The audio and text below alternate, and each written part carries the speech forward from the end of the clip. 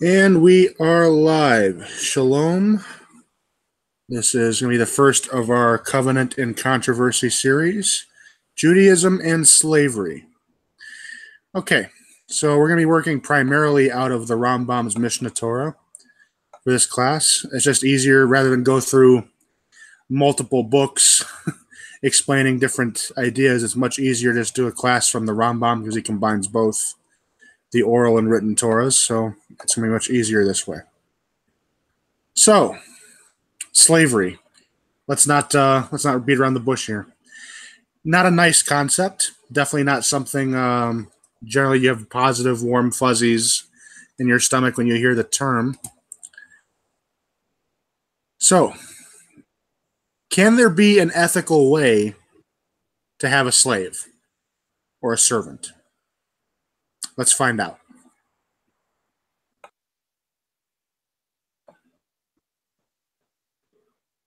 It's both, Rosalie. It's there's not really much of a semantic difference. The term for servant and the term for slave are identical. It's the same word. So You might want to tell the audience you read from the chat. People might think you're having some sort of religious experience or something. Yeah, I was reading from the side chat. Okay. Yeah, I talked to this spirit named Rosalie. Yeah, that's how this works. Put me to death. We're going to be working primarily from Mishnah Torah, Hilchos Avadim. I mean, right off the bat, so would it be fair to say that the Bible condones slavery or condemns slavery? Like, where do we want to start? I mean, obviously, I guess we're coming from the perspective, and Rambam is writing about it. We're going to learn about how you can ethically own a slave, I'm guessing. So I guess it condones it. Ethically own a slave, yeah. So, yes and no. Okay. Like anything else that Judaism allows, it has to be elevated. We cannot own a slave the way other nations own slaves or have servants, much in the same way we can't eat meat in the same way that other nations eat meat. Sure. Be in a very dignified, specific manner. So, yes, but in a certain manner. Okay, fair enough. Good. As a follow-up to that, we can kind of go over whether or not, even though it's technically allowed, it would even be appropriate today or not. Yeah, that's a good point. Okay. So, this is Rambam's Hilchos Avadim, Chapter 1. I'm going to go ahead and drop the link here in the little side chat, so if you guys want to follow along, you can go ahead and do so. And there's that. Oh, nice. Okay. So, the halachot, the laws containing, from the Torah, from the 613 mitzvot, as pertains to slavery and servants, there are 5 positive mitzvot and 8 negative mitzvot. That comes to 13. Number 1, the laws governing the acquisition of a Hebrew servant. Number 2, not to sell him in the manner that servants are usually sold. Number 3, not to make him perform excruciating labor. Number 4, not to make him perform servile tasks or menial tasks, humiliating tasks. Number 5, not to allow a resident alien to make him perform excruciating labor. 6, to grant a Hebrew servant a severance gift when he attains his freedom. Number 7, not to let him go free empty-handed. Number 8, to redeem a Hebrew maid servant. Number 9, to designate her as a wife. Number 10, not to sell her a second time. Number 11, to have a Canaanite servant work forever unless his master causes one of his primary limbs to fail or to fall. Canaanite servant can also, it's extended basically to all non-Jewish servants or slaves. You do not return him to his master if he fled from the diaspora to Eretz Yisrael. Not to oppress the servant who has fled to us. Okay. Pretty clear so far? Yeah, pretty much, yeah. Very good. Halacha 1. The term Hebrew servant used by the Torah refers to a Jew whom the court sells by compulsion, or a person who sells himself willingly. What is implied? When a person steals and does not have the resources to repay the principal, the court sells him, as we have explained in Hilchot Geneva. That's from another section of law. No other Jewish person is sold by the court, except a thief. Concerning such a thief sold by the court, Exodus 21:2 states, when you acquire a Hebrew servant. And concerning this person, Deuteronomy 15:12 states, when your Jewish brother will be sold to you. What does the term a person who sells himself refer? When a Jew becomes sorely impoverished, the Torah gives him permission to sell himself as a servant, as Leviticus 25:39 states, when your brother will become impoverished and be sold to you. A person is not allowed to sell himself as a servant and stash away the money, use it to buy merchandise or utensils, or give it to his creditor. He may sell himself only when he needs the money for his very livelihood. A person is not permitted to sell himself unless he has no property remaining at all, i.e., even his clothing no longer remains. Only in such a situation could you sell yourself. Halacha 2. We have already examined that a woman is never sold because of a theft. Similar, she may not sell herself as a servant, nor may she purchase a Hebrew servant or a Canaanite slave because of the suspicion of immoral behavior. A convert may not sell himself as a servant. This is derived from Leviticus 25:41. And he shall return to his family, i.e., it is speaking about someone who has family within the Jewish faith. A Hebrew servant who is sold by the court is sold only to a native-born Israelite or a convert to Judaism. Similarly, a person who sells himself as a servant is not permitted to sell himself to a Gentile, not even to a resident alien. If he transgresses and sells himself even to a Gentile, even to the service of a false divinity itself, the sale is binding. He is indicated by Leviticus 25:47, which speaks of a person selling himself to what must be uprooted from a sojourner's family. What must be uprooted refers to a false divinity. So on a basic level, you can only sell yourself to another Hebrew. You can't sell yourself to a Gentile. One of the reasons given here, listed here, obviously, is that you may be made to serve a foreign idol, a foreign god. Another more practical reason is why a person cannot sell himself to a Gentile is that Gentiles are not commanded in the laws of how to humanely treat slaves. So you're putting yourself into a kind of a precarious situation there. And with that, I actually have to pause because I hear my baby real quick, and it doesn't seem like anyone is getting up to get him, so I have to. So give me Sounds good. a couple minutes here. This should not take long. He's usually easy to console. So We'll have a few seconds to digest the... Digest, discuss amongst yourselves, get questions ready, get commentary ready. I'll be right back. I thought it was pretty interesting that one of the things is said that you can't sell yourself into slavery and keep the money. I mean, isn't that just a job at that point? I'm thinking to myself, what?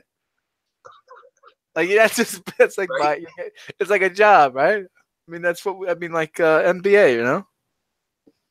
I thought 6 and 7 sounded rather similar. I like to see. I can't wait to get there. A convert cannot sell himself into slavery. A convert may not sell himself into slavery. This is derived from Leviticus 25. What were you going to say, James? Sorry. Oh, well, this is just another reason why, logically, ethically, the Jewish system is better than the non-Jewish system. Right. He points out, and this is another thing about the Noahide Code, Gentiles are not commanded in how to properly treat a slave. And that's cost us, I think, in the long run. Just the world in general. It cost us doesn't mean we never developed anything. We never did, right? Even when we generated the land of the free, we still couldn't let go of that thing. This the need for slavery. and how we treat them. You know, the Bible says, you just read it. If a slave if you come across a runaway slave of your own, I guess, but it says to, you know, you don't send him back. You take him in as your part of your family. You know, you feed him, you clothe him, you take care of him. You know, you had return them. You know, there were rewards off them for escaped slaves. Yeah, pretty brutal. And they would take black people they didn't even know that were free, and they bring them and say that was the same guy, right? I mean, that's how unethical it was. Collect the money and yeah. This is Tony. This is you know, little Johnny. Yeah, it's same guy. I'll take him. Yeah, take. So right.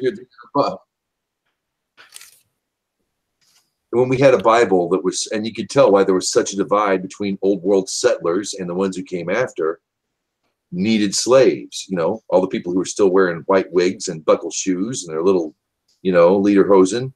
You know, they pretty much they didn't go by the Bible, but in the old days, in the old way, if you will, to these settlers in our country, that would be very much prohibited.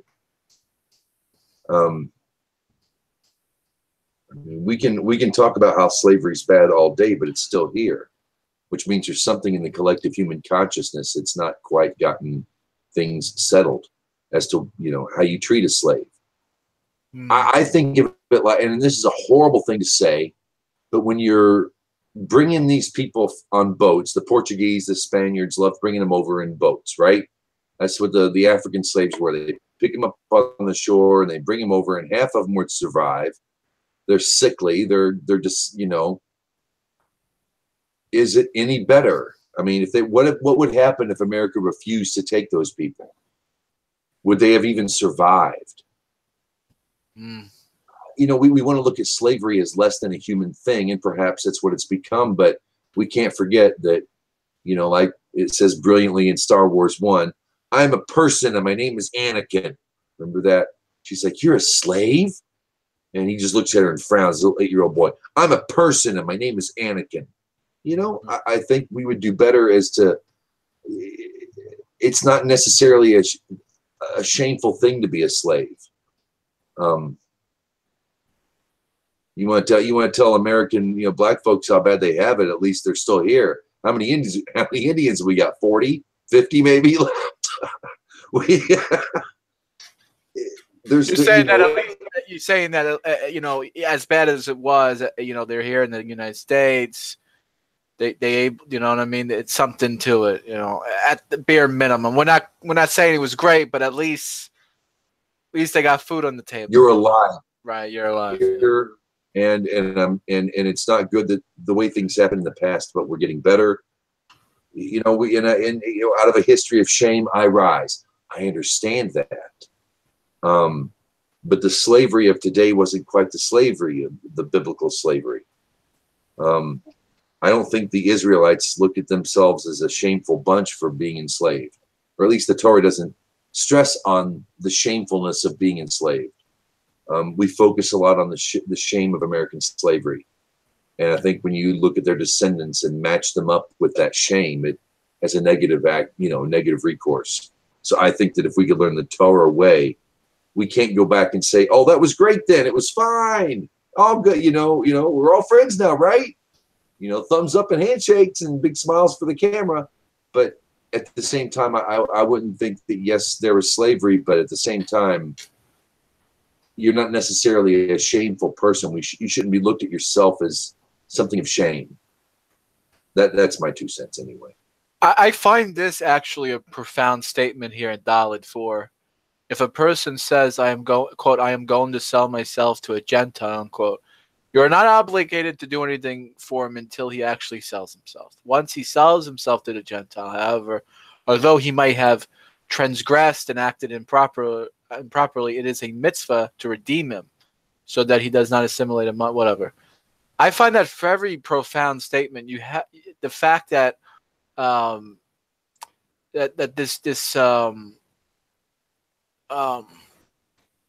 the way it works here is that you have to redeem a person that maybe did something foolishly. I love that. It just speaks volumes to me. I don't know if James, you get it, Rose, Rabbi, but any other system of code out there? I mean, is there anything out there that has that sort of mentality? Oh, even though your brother, he's your brother, he might have done something wrong. I mean, speaking colloquially, your brother, your neighbor.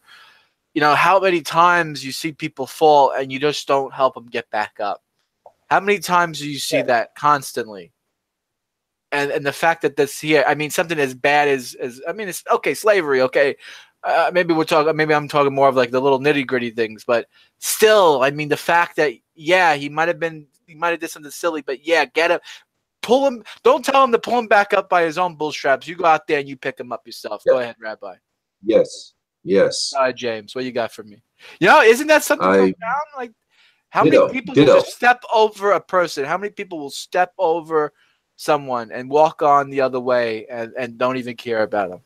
Right? Too often. Yeah. So I assume you're talking about in 4? I'm sorry. Did I skip ahead or something? I thought we were on 4. I thought we were on 4. I was indisposed and being thrown up on.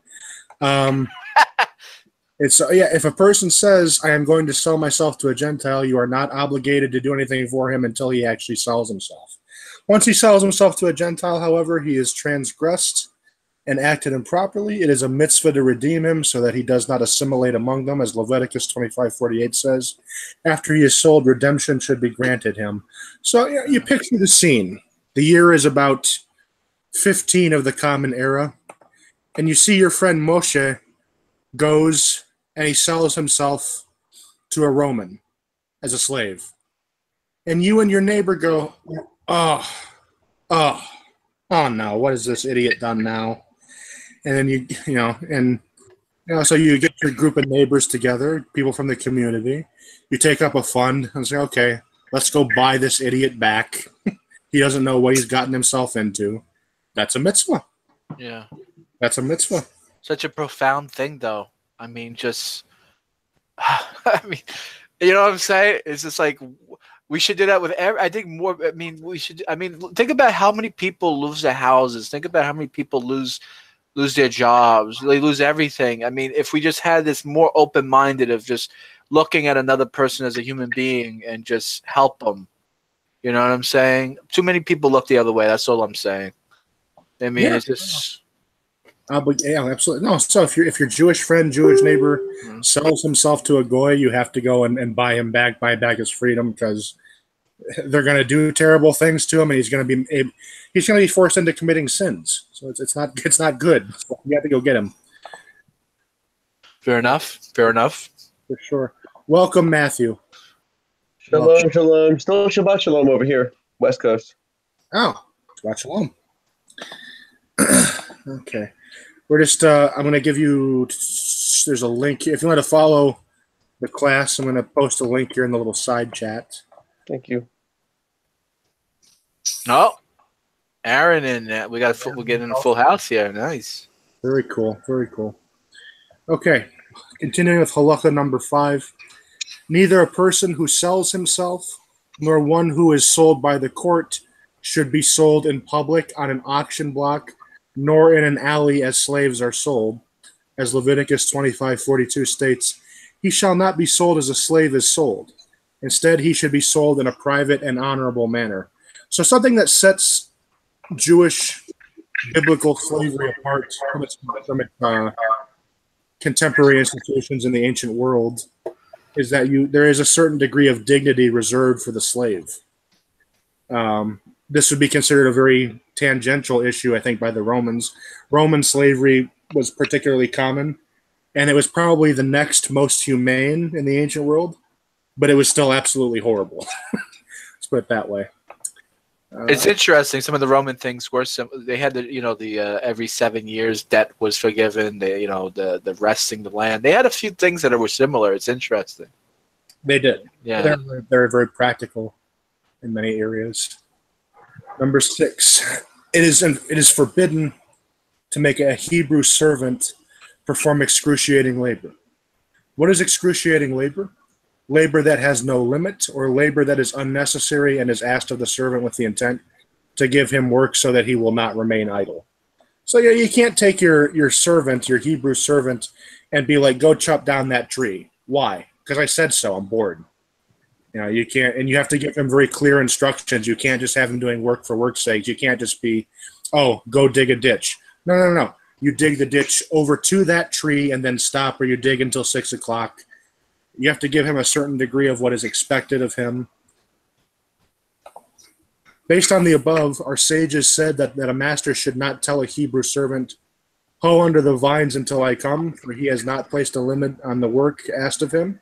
Instead, he should tell him, hoe until this and this time, or until you reach this and this place. Basically what I just said. All right. Similarly, he should not tell him, dig in this place if he has no need for that activity.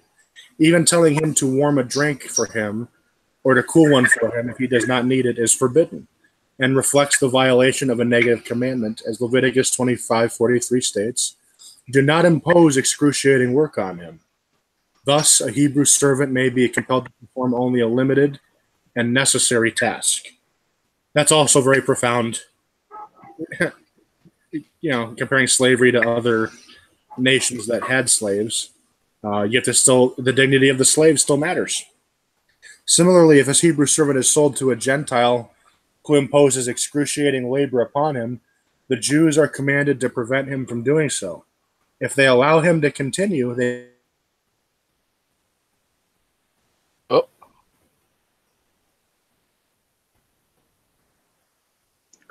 Okay, who's going to be the new teacher? Did we lose the rabbi? Huh? Time to start Rabbi, making we lost you for a second. Oh, sorry. Can you just read the last paragraph of 6 one more time? Similarly, if a Hebrew servant is sold to a Gentile who imposes excruciating labor upon him, the Jews are commanded to prevent him from doing so. If they allow him to continue, they transgress a negative commandment. As Leviticus 25:53 states, he should not impose excruciating work upon him before your eyes. We are not, however, required to enter the Gentile's domain and check to see that he is not imposing excruciating labor on him. This is implied by the term before your eyes, i.e. when you see. So to recap real quick, Gav, we're really talking about a slave. When you acquire a slave, you're really acquiring. I think I did something about this on. We talked about this similar in a different hangout about. It's really like a certain job. It's like more like a career. It's like you're getting a help in hand. Like if you get a slave to help you with your shoemaker, you need an extra hand making shoes or something. You're not going out of your way to make him do something that he's not even known to know. He doesn't even know. He does, you know what I'm saying? It's like just silly things like that. Basically, it's just it's for a purpose. He's not out of, you know what I'm saying? Does that make sense? I think we talked about this once. Yeah, so you have to basically, we're going to get there. We're going to cover a lot more material. So, I mean, I'm not going to reveal too much into your question there. All right, okay. All right, fair enough. But now, the bottom line is, if you're going to take one thing away from this, is that you have to treat a slave or a servant with dignity. You have to treat him like a human being. Yeah. Okay. We're going to get to the more juicy stuff here in a bit. Whenever a Jew purchases a Hebrew servant, he may not make him perform debasing tasks that are relegated only for servants. Example, to have him carry his clothes to the bathhouse or to remove his shoes. As Leviticus 25:39 states, do not have him perform servile tasks. Instead, you should treat him as a hired laborer. As in verse 40 continues, he shall be like a hired laborer or a resident among you. So even though this person is not necessarily free, maybe he sold himself in servitude for you. Maybe he was sold to you by the court because he stole something and needs to repay it back. Even that be that as it may, the only difference between him and hired labor is he doesn't get paid. Everything else is the same. You have to treat your servant as you would treat a hired worker. Very interesting. But here the hired servant, you can have him do sort of like silly things, like go fetch my slippers or something. Okay, right? But you couldn't do that with the slave per se. No, you can't. No, you can't. You can't. Right. You can't just. Hey, follow me out to the outhouse. I need something to wipe for me. Right. That's definitely yeah. That's right. Yeah. So that would be a no. 100%. Let me continue here. It is, however, permitted to have the servant cut the master's hair, launder his clothes, and bake his dough.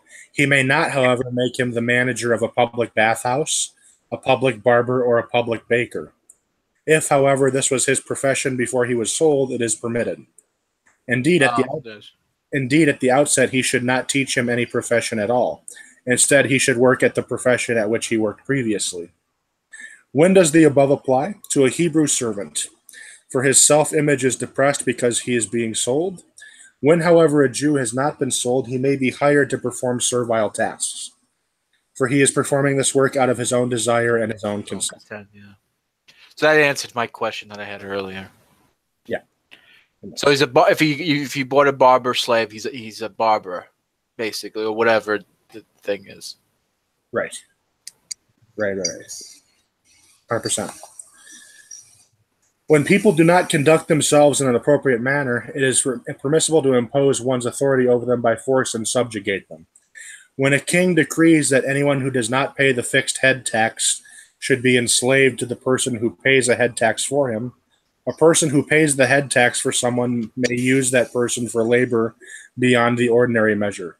He may not, however, use him as a Canaanite slave. If, however, that person does not conduct himself properly, he may use him as a slave. So basically, there are certain situations where if you don't pay your taxes, your neighbor can pay your portion of taxes for you, and you're indentured to him from that point on. You become his slave to pay him back. And under those circumstances, things can get a little bit harsher for you, but not by much. I never knew that aspect of slavery. That's actually new for me. Well, it's not often taught. We haven't had a king, and we haven't had this situation where a king of the Jewish people, a king of Israel, could actually impose taxes for the last 2,500 years or so. I don't see it. They don't quote a verse or chapter from the written Hebrew Bible. Do you know off the top of your head where they get that from, or maybe an oral thing? Is it a kingly thing? Is it because you're defying the king? Yes. You might get more, or is it just the fact that you're not paying up? The taxes were all decreed by kings. It wasn't something anybody else had the authority to oppose. Okay. Sure. So yeah, I mean, it's not often taught these days because we don't have kings anymore at the moment. Very interesting. That's yeah. But it's the fact that you're defying the king that you might be more severely treated. That's yes. Yeah, that's part of it. Yes. Okay. That makes a lot of sense, really. Yeah. And this wouldn't be implemented through a government either, right? Like the Israeli government couldn't do this today, right? Well, no, the Israeli government's not a monarchy. I mean, right. Benjamin Netanyahu is not going to be like, oh, you didn't pay your taxes, come here with me. Right. But he couldn't, like, there's no way of, I mean, people could twist the Torah around all they want. I mean, there's no way to do that, right? And no, I mean, it has to be a king. It would have to be literally a king. Okay. Right. It'd have to be a literal, proper king, which, even having one of those these days, well, theoretically possible would be a lot of things would have to change to accommodate that. Okay. But it's one of those, in theory, it's about as likely as America becoming a monarchy, which I don't think is particularly likely at any point. Fair enough. Halacha 9. And then there we really see the obligation of the servant's owner, if you want to use the term owner very loosely. A master is obligated to treat any Hebrew servant or maidservant as his equal with regard to food, drink, clothing, and living quarters, as implied by Deuteronomy 15:16. For it is good for him with you. The master should not eat bread made from fine flour, while the servant eats bread from coarse flour. The master should not drink aged wine while the servant drinks fresh wine. The master should not sleep on cushions while the servant sleeps on straw. Nor should the master live in a walled city while the servant lives in a village, or the master live in a village while the servant lives in a walled city, as implied by Leviticus 25:41, and he shall leave you. On this basis, our sages said, whoever purchases a Hebrew servant purchases a master for himself. So basically what that means, and that's actually a very profound statement in of itself, you're basically, what this is telling you is you're supposed to treat your servant basically as an equal. You have to let him live in your house. You can't like send him out to sleep in the shed. You have to give him an equal quality bed. He has to eat from the same table, the same food that you and your family eat. Same drink, same clothes, same quality of life. You owe this person the same quality of life that you enjoy. And that's why, you know, the sages say whoever purchases a Hebrew servant purchases a master for himself. You know, people think of slavery as being a one-way street. Judaism imposes on a master who acquires a servant who acquires a slave a lot of restrictions, obligations, and responsibilities too. That's kind of the entire idea. This is really... Yeah, it's a two-way street. Yeah, and a master must treat his servant with brotherly love, as implied by Leviticus 25:46, and with regard to your brothers, the children of Israel. Nevertheless, the servant himself must conduct himself as a servant with regard to those tasks he must perform. So the master is obligated to treat the servant as an equal, as a person he's obligated to love, even, while the servant is to remind himself that, you know, he's still a servant and there are things he's obligated to do. That is, in the history of slavery as a human institution, that is completely unique. You will not find that anywhere else. You certainly will not find that in antebellum Southern slavery that we associate with the Civil War and the period beforehand. You will not find that in Roman slavery. You will not find that in Egyptian or Babylonian slavery. It just doesn't exist. It's completely unique. The institution of a Hebrew maidservant and that of a Hebrew servant is not practiced except for at the time when the Jubilee year is observed. This applies both to a Hebrew servant who sells himself and to the one who is sold by the court. We have already explained when the observance of the Jubilee year is nullified. So basically, you can't. A Jew cannot own other Jews as slaves or servants unless we have the Jubilee year, the Yovel. That makes sense. Which we don't really have properly in our time. You need a Sanhedrin. You need things like that. So in this day and age, this would be completely impossible. This is entirely theoretical. But at one point, we did it. You know, it's so profound what we just read 1 through 10 here. That takes a whole new meaning on like how, you know, the Lord God, he took us out of slavery to be a slave for him. You know, a lot of secularists, a lot of non-believers would say, well, that, it's not much better. You're trapped to the Torah. You know, you're trapped to, you have to do, But here, it's like God is your master and you're right, the slave, but you're equal. Like you just wrapped it up here. You are. It's like God is like. You're equal in some, I don't even know how to really say it. I don't know if you're getting what I'm trying to get. No. James has like a way to put it in a better term, but you get what I'm saying? It's like, my head just blew up. I don't know. We can't have that. It's not so healthy. Yeah, no, it's a profound idea. It's a very profound idea.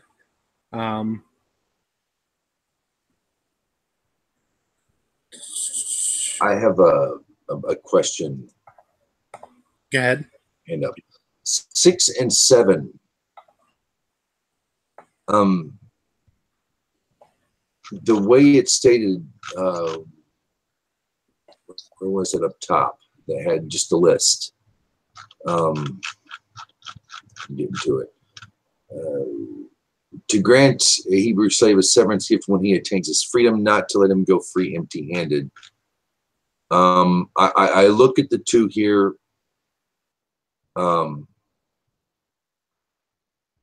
What's really the difference in that? I was trying to work that out. I had a short, and I had to get out and come back in. I couldn't. Stuff was lagging. So can you explain the difference between the two? We're going to get to that. We haven't gotten there yet.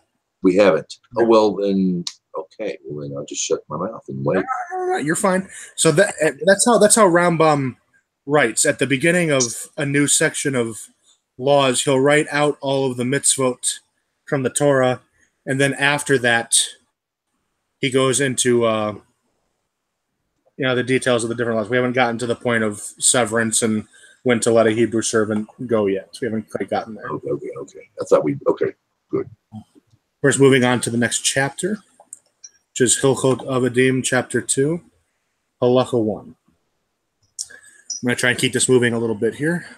A Hebrew servant who is sold by the court and one who sells himself can be acquired through the transfer of money or articles worth money or the transfer of a deed of sale. What is implied? The person selling himself writes on a paper or on a shard, I am sold to you, or I have been acquired by you, and he gives him the deed, him being the master. So basically, this person that sells himself writes it down on a piece of paper. I'm selling myself to blah, blah, blah, blah, blah. And here you go. So it's all legal and binding. A servant sold by the court must serve his master for 6 years from the day he was sold. At the beginning of his 7th year, he is released as a free man. If the sabbatical year falls within his 6 years of servitude, he must work during it. If, however, the Jubilee year falls during this time, even if he was sold only 1 year before the Jubilee, he should be granted his freedom. As Leviticus 25:40 states, until the Jubilee year he shall work with you. And as Leviticus 25:13 states, in this Jubilee year, each man shall return to his ancestral heritage. A person who sells himself into servitude may sell himself for more than 6 years. Nevertheless, even if he sold himself for 10 years or 20 years, if the Jubilee year falls on a year after he sold himself, he is released in the Jubilee, as it is written, until the Jubilee year he shall work with you. So a person can, in theory, sign up to serve longer, but you still have to let him go at the end of the Jubilee. And you basically work with the guy to re-sign up, basically, or whatever afterwards, right?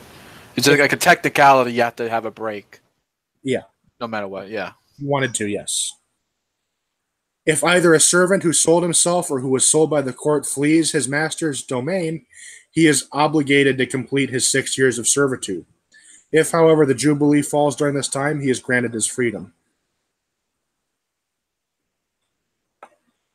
Should the servant become sick, whether he is sick year after year, or whether he becomes sick repeatedly for short periods, if the time during which he is sick is less than 4 years, it should be counted in the period of 6 years. If, however, he is sick for 4 years or more, he is required to complete work for all the days of his illness beyond the 6 years for which he was originally sold. This is implied by Leviticus 25:40. He shall be like a hired laborer or a resident among you. If the Jubilee falls in the midst of the time he is compensating for the missed years, he should be released. When do we calculate the days of sickness? When the sickness is severe and the servant is unable to work. If, however, his sickness is not very severe and he can do needlework, the time is counted, even if he was sick for the entire 6 years. So if he's sick to the point he can't work, he still owes that time back to his master. And if he's so sick to the point he can do easy tasks like sewing or whatever, the time towards his release is still counted. Right, we're not talking about like a stuffy nose here, basically. Right, no, this is like a guy, comes down with malaria or some god-awful, When a person sells himself to a Gentile, if he is not redeemed, he is not released except in the Jubilee. As Leviticus 25:54 states, if he is not redeemed by these, he shall be released in the Jubilee, he and his sons together with him. Number 7. When a person is sold to a Gentile, if he cannot obtain the funds necessary to redeem himself, his relatives should redeem him. The closer the relatives, the greater the responsibility, as implied by Leviticus 25:49. His uncle or his uncle's son shall redeem him. The court compels the relatives to redeem him so that he will not become assimilated among the Gentiles. If his relatives do not redeem him and he does not attain the funds to redeem him, it is a mitzvah for every Jew to redeem him. Whether he was redeemed by his relative or by any other person, he is released and obtains his freedom. The servant may borrow money to redeem himself from a Gentile, and he may redeem himself partially. When, by contrast, a person is sold to a Jew, his relatives may not redeem him. He may not borrow money to redeem himself, and he may not redeem himself partially. What is the law that applies to them? If he obtains the funds to pay for the amount due for the years that remain, he may pay that amount and be released. If he does not obtain the full amount, he is not released. Pretty straightforward. Whether a person sells himself to a Jew or to a Gentile, or whether he is sold by the court, he may deduct money from the price at which he was sold when redeeming himself and obtain his release. That's kind of cool. It's like claiming a tax break. What is implied? A servant is sold by the court for 60 denarim and worked for 4 of the 6 years. He then obtained resources. He should pay 20 denarim and be granted his freedom. Similarly, if he sold himself for 20 denarim for 10 years, he should deduct 4 denarim for every year. He may give the remainder in money or in objects worth money and obtain his freedom. Similarly, a servant sold to a Gentile should calculate the number of years left until the Jubilee, as Leviticus 25:50 states, and he shall calculate with his master the number of years from the year he was sold until the Jubilee year.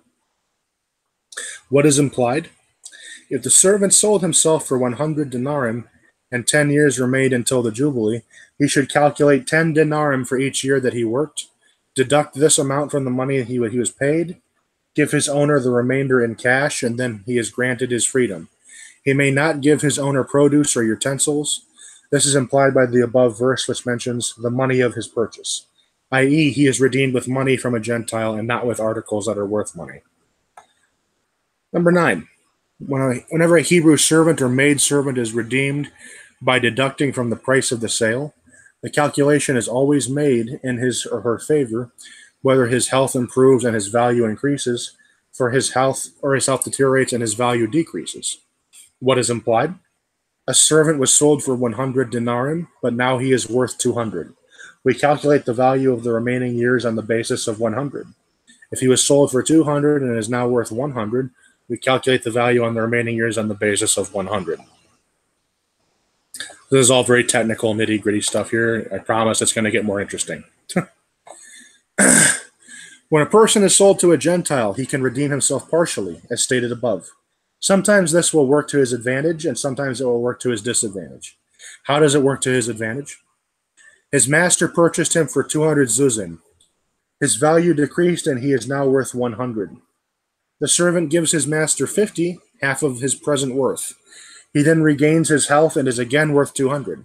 All he is required to pay is 100, the remaining half of his value. He is then released. How can it work to his disadvantage? His master purchased him for 200 zuzim. The servant gave his master half of his worth, 100 zuzim. His value then decreased, and he is now worth 100. To redeem himself, he must pay his master 50 zuzim, half the remaining amount. Thus he paid 150 zuzim to redeem himself, even though he is now worth only 100 zuzim. Zuzim, of course, being an ancient measurement of money. Although a master forgoes the remaining amount of money for which a servant is obligated to work, this obligation is not considered to be waived until the master writes a bill of release for the servant. What is implied? His master purchased him for 60 zuzim. The servant worked for a year or two, and then his master told him, "I am willing to waive the work due for the remainder of the money. Go on your way." The servant is not released from his servitude until his master has a legal document composed. So just as similarly as if you're sold to a person, you have to do so with a legal document. To be freed by that person, you also have to have a legal document. The following rules apply when a servant's master dies. If the master is survived by a son, the servant must serve the son until the conclusion of the 6 years. Until the conclusion of the years for which he sold himself, until the Jubilee year, or until he deducts the money for the years he worked and pays the remainder. If, however, the master is not survived by a son, the servant is granted his freedom. He need not serve a surviving daughter or the deceased brother. Needless to say, he need not serve other heirs. When a servant is sold to a convert or a Gentile, he is not required to serve even his master's son. Instead, when his master dies, he attains his freedom. Thus, a Hebrew servant can be acquired through the transfer of money or a bill of sale and can acquire his freedom through one of 5 means. A, the conclusion of his years of servitude, excuse me. B, the advent of the Jubilee year. C, by paying money an amount reduced in consideration of the year he worked. D, through being given a bill of release. And E, through the death of his master without a son, or if the master is a Gentile or a convert, even if he is survived by a son. It is a mitzvah to tell a servant to go out at the time of his release. Nevertheless, even if his master does not tell him this, the servant attains his freedom without any cost. Nor is a bill of release required. Even if he had been sick and his master spent much on his medical expenses, the servant has no obligations to the master. As is implied by Exodus 21:2, he shall go free at no charge. This moves us on to chapter 3. Does anybody else want to read? Give me a little bit of a break.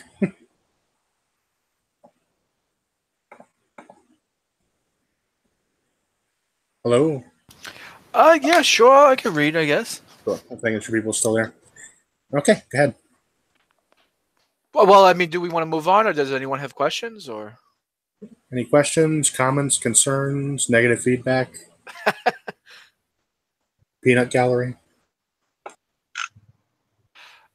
I did kind of have a little bit of a problem about, if the master dies, you're like still stuck with the kid. I mean, I don't know. I see like you really don't really have an obligation. I mean, if we're going by contracts, right?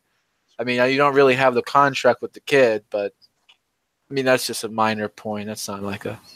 Well, I mean, you're in a way, you're kind of a form of property. So the eldest son gets the father's inheritance. So it kind of makes sense that you would go along with that. Did I understand correctly that it was saying that if it's a Gentile or a convert, that the doesn't go on to the children? Correct. Okay. That was interesting because earlier we were reading about how it seemed like it was a little bit different for a convert. It didn't kind of, I don't know. It is. A convert can still have Hebrew slaves, whereas a Gentile is not allowed to at all, even though the law kind of outlines what to do about it if it does happen. Right. Like a little... The reason a convert servant does not go to the oldest son is because there's no guarantee that the oldest son is Jewish. The convert converted. His son might not be Jewish. Oh, okay. I wasn't thinking that. The underlying principle there. John, if you take chapter 3, I can take chapter 4. You got it, James. Thank you. 1. A master is obligated to provide substance for the wife of every Hebrew servant. This applies when their marriage has been consummated as nisuim, but not when she is merely ashura, or if she is awaiting for her yavim. I apologize, I don't know the terms. Wow, it's okay. And this applies only when she is permitted to her husband, and if she is forbidden to him by the Torah prohibition, or even if she is a sa'naya, the master is not required to provide her substance. This is derived from Exodus 21:3, quote, and the wife together with him, unquote, i.e. a woman who is fit to live together with him. Similarly, the master is obligated to provide the servant's sons and daughters with substance. Okay, stop right there real quick. So this is another unique fixture of Torah slavery or servitude. What was so horrible about antebellum slavery, as we see it in documentaries and we read about it in history books, is that it split up families. Slavery historically has always split up families. You're not allowed to do that. If a Jew acquires a slave, he also acquires that slave's wife and children, and he has to take care of them as well. He has to make sure that they're fed and well taken care of. So that's also another very, very unique fixture of Jewish slavery. Continue. So it says if she's merely a aruzah, that's like what a like pre-gauged, I'm guessing, and then if she's awaiting marriage, not awaiting marriage. I'm guessing that's what we're talking about. I'm gonna guess. Yeah. Okay. These concepts are derived from as the following: with regards to the release of the servant sold by the court, it is written, as in, if he is married to a woman, his wife will live together with him, unquote. Would you think that because the master purchased a servant, the servant's wife would be placed in servitude? Instead, the verse is stated for the sole purpose of teaching that the master is obligated to provide the servant's wife with substance. With regards to the release of the servant who sells himself, Leviticus 25:41 states, and he shall depart from you, and he and his children with him. And with regards to the release of the servant sold to a Gentile, as in 54, and he shall go out in the Jubilee year, he and his children with him. This applies to a wife or the children of the servant that had time he was sold, at the time that he was sold, and the wife and the children that he acquired after the sale, provided he married with the consent of his master. If, however, the servant married without the consent of the master is not obligated to provide her substance. I have a question, Rabbi. Yeah, go ahead. Is it possible for someone to acquire a slave and then they have a children and family elsewhere, and they can live somewhere else, but the master still provides them even though they live somewhere else? Or do they have to actually come with them together? You have to invite them to come live under your roof with your family. Okay. Okay. So you can kind of understand why a lot of masters would not want to partake in this. Things are going to get kind of crowded. You got a lot of mouths to feed, to be honest with you. 100%. Keep going. Although a master is obligated to provide for the substance of the servant's wife and children, he is not entitled to the process of the proceeds of their work at all. Instead, the proceeds of their work of the servant's wife and any ownerless objects she finds belongs to her husband. Whatever rights the husband has in the relationship with his wife, he retains although he is a Hebrew servant. 3. When the servant is sold by the court, his master has the option of giving him a Canaanite maidservant as a wife. This applies to the master who purchased him or the son who becomes his master if the master dies. He may give a Canaanite maidservant as a wife and compel him to engage in relations with her so that she gives birth to a slave that he conceived. Okay. She is permitted to him throughout the period of the servitude as implied by Exodus 21:4. If the master will give him a wife, a person who sells himself as a servant is forbidden to marry a Canaanite slave, as are all other Jews. 4. A Hebrew servant is not permitted to marry a Canaanite maidservant unless he has already a Jewish wife and child. If, however, he does not have Jewish wife and children, not child, he and his master will not give him a Canaanite maidservant against his will. This concept is part of oral tradition. Even if the man sold as a servant is a priest, he is permitted to marry a Canaanite maidservant throughout the duration of his servitude. 5. If a Hebrew servant has a wife and child throughout his master gives him a Canaanite maidservant as a wife, he may not separate the Hebrew servant from his Jewish wife and child. This implied by the phrase, his wife together with him. He may not give him 2 maidservants, nor give him 1 maidservant and 2 Hebrew servants, as he is allowed to do with regarding a Canaanite slave, as implied by the phrase, give him a wife. When a servant whose master gives him a Canaanite maidservant and whose ear is pierced does not desire to leave his master's domain when the Jubilee year arrives, although his master urges him to depart, if his master injures him, his master is not liable. He is permitted to strike him because at that time the servant is become prohibited to his relations with a maid servant.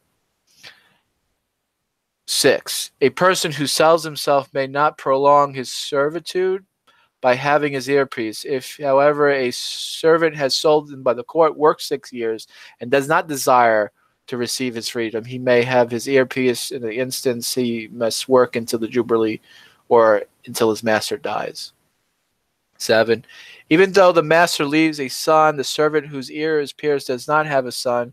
This is derived from the exegesis of Exodus 21:6, and he shall serve him forever.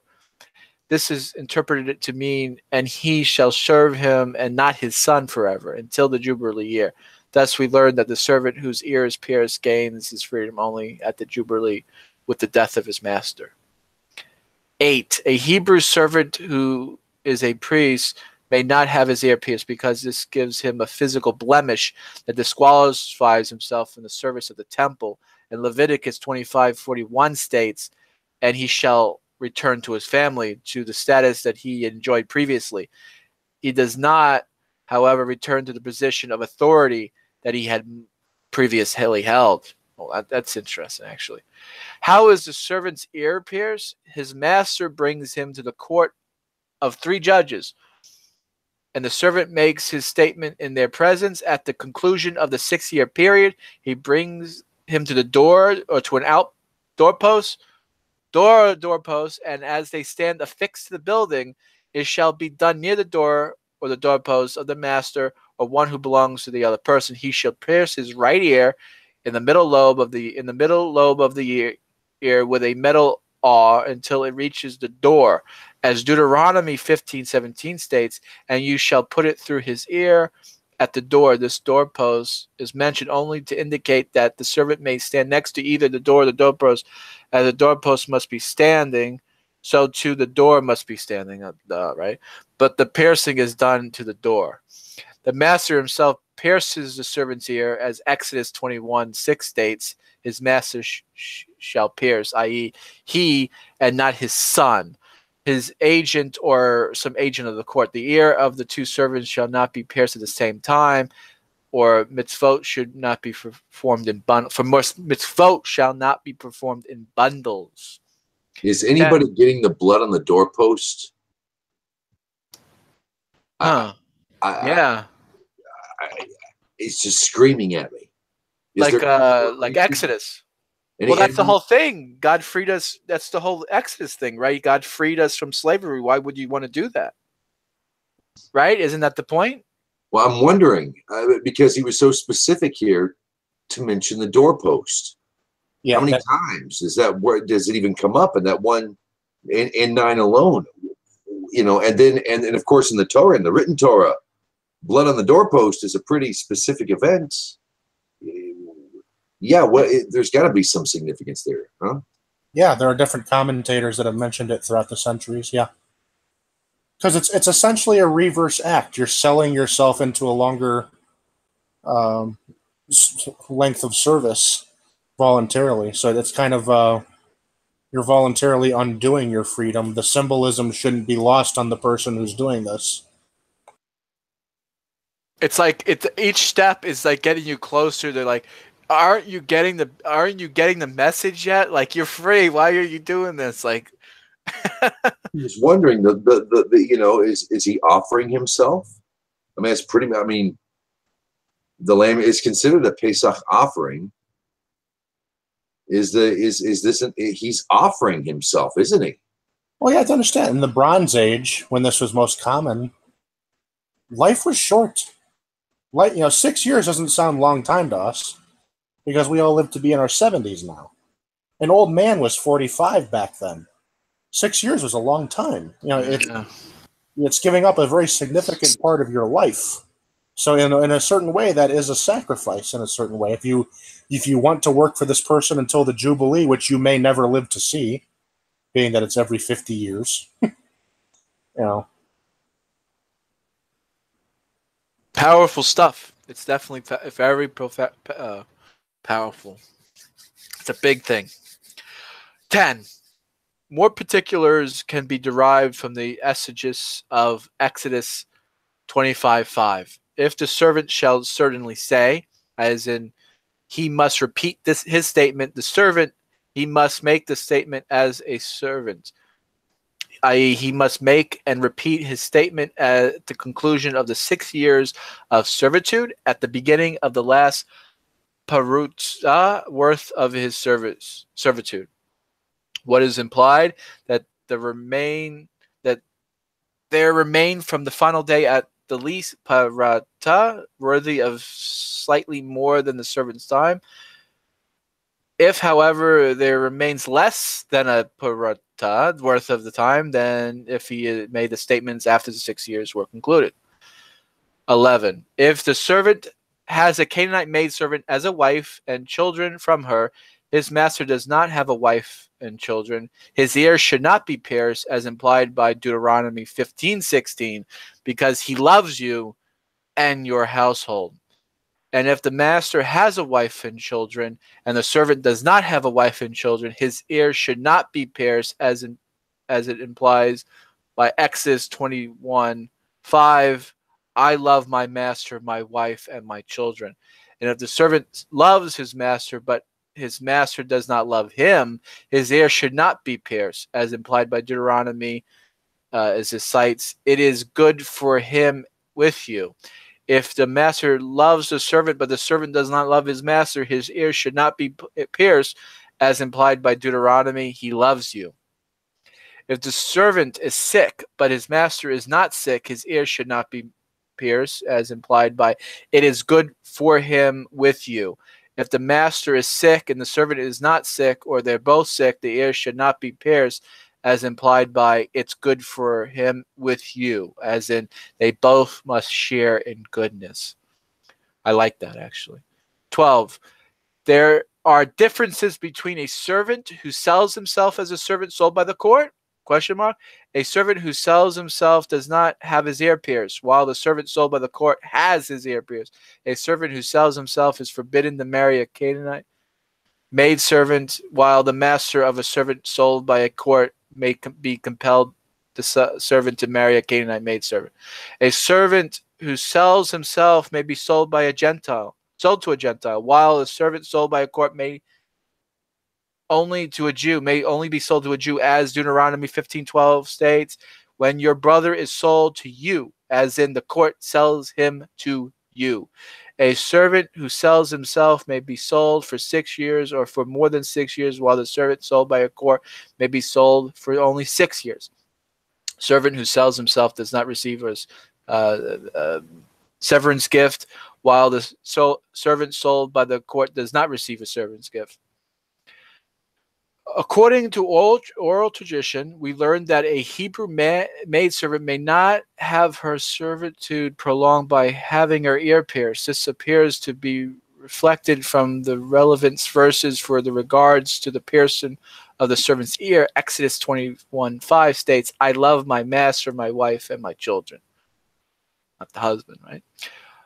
What then is implied by Deuteronomy 15:17? Even to your maidservant do this. It teaches that just as a mitzvah is given as a severance gift to the Hebrew servant, so too it is a mitzvah to give the Hebrew maidservant a severance gift.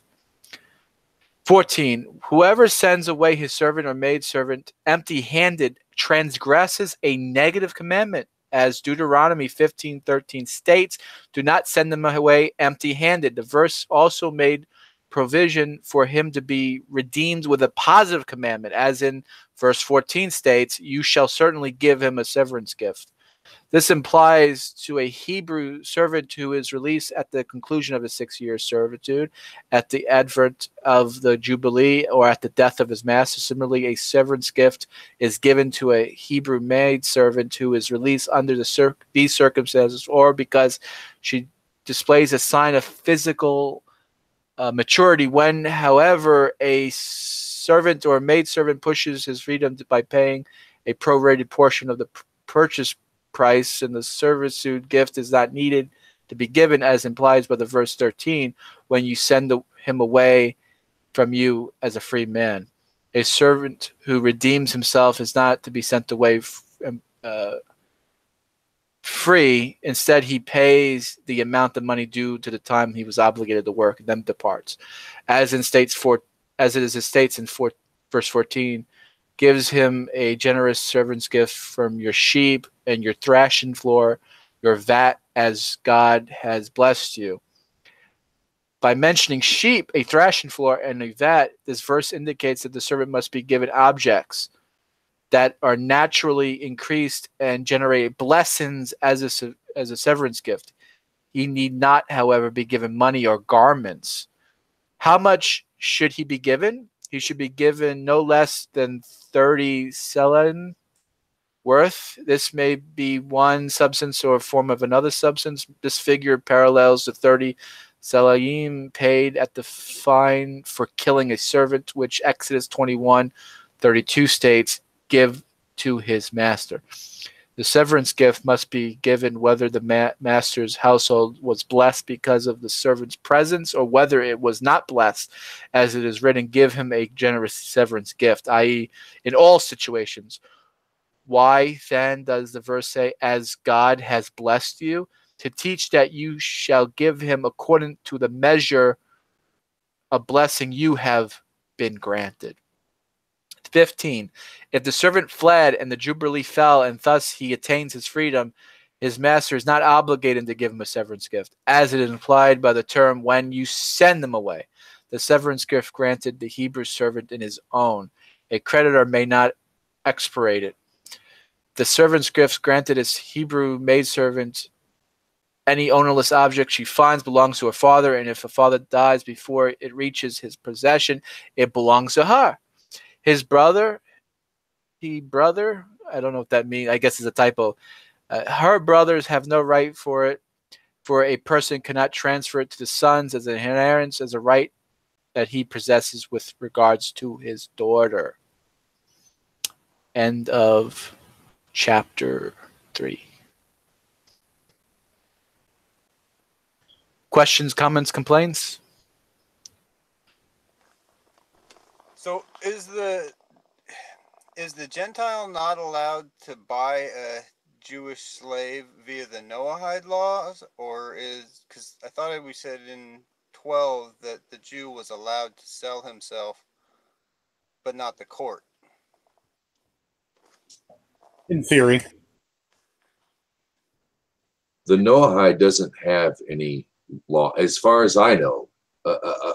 Tantamount, I mean, aside from kidnapping, there's no real, that I've known so far, there's no slavery. There's no slavery laws in the Noahide Code. Correct. That's correct. I liked very much that this chapter really drove home the part of, and they shall love them. You know, like the master and the slave has to have a really good relationship together, or else it's just not going to happen. It's just the laws are saying, look, if this is not working out, this is not mutual beneficial to each person, each party, then you know what? Why don't we let's not pierce ears, let's not prolong it, let's just part ways. I like that. I thought that was interesting. Absolutely. Well, what you see here, so many restrictions are being placed on a master that what it's doing, and people don't even realize this, it's making the idea, the very notion of having servants unattractive. This would not be it. So this would not, hopefully, this would not be a common practice. In theory, the only time you would acquire a slave, if really at the end of the day, the person who's being sold as a slave is really having a really bad time. I mean, it's really for their benefit and their benefit alone. That's what I was going to ask. Aside from the court, isn't this an act almost of tzedakah, maybe? Yeah, well, yeah. So basically, as far as the Jewish slave or the Hebrew servant, you know, there's two ways to get into this. If you find yourself indebted and impoverished, you can sell yourself to work off that debt. Or so you can have a place to live and eat if you're that poor. And the other way is you can be sold by the court. How can a court sell you? It's very simple. You have to have committed some kind of property-related crime. Theft, maybe you defrauded someone, that type of thing. and the court basically arrests you and compels you into this servitude. That's why, if you notice, a person sold by the court has a few less privileges than a person who does it voluntarily. Did you pick up on that a little bit? A little bit, yeah.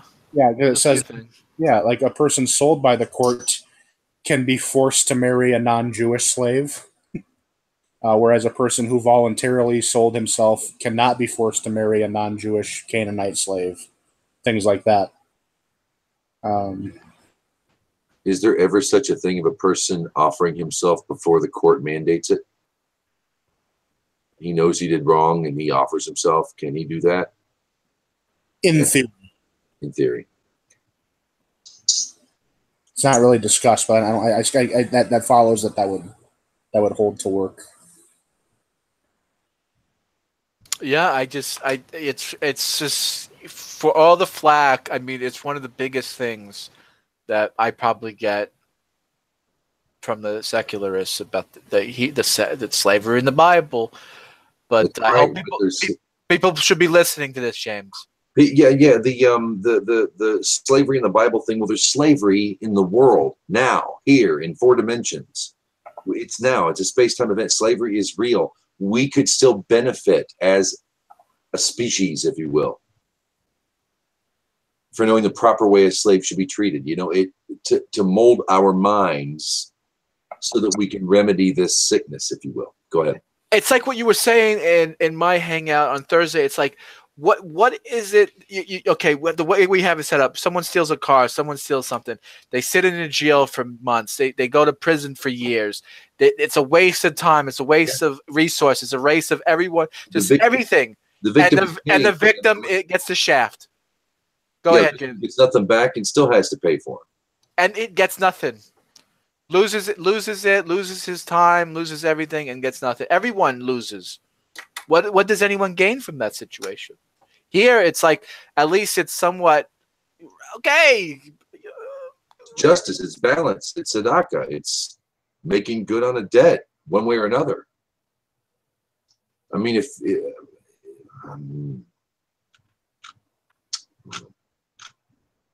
all right, I bid you adieu. It's up to you, James. Chapter 4. Bring it home.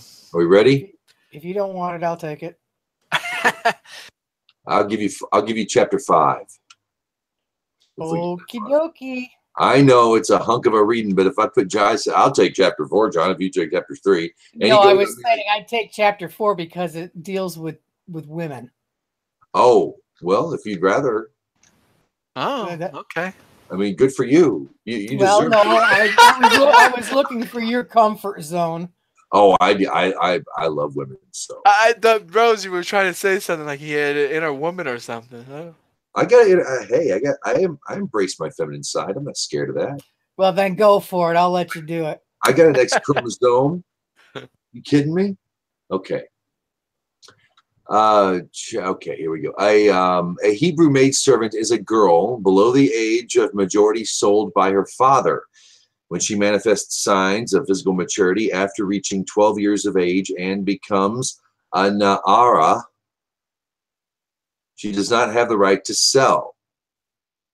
He does not have the right to sell her, even though he still has authority over her and may consecrate her to whomever he desires.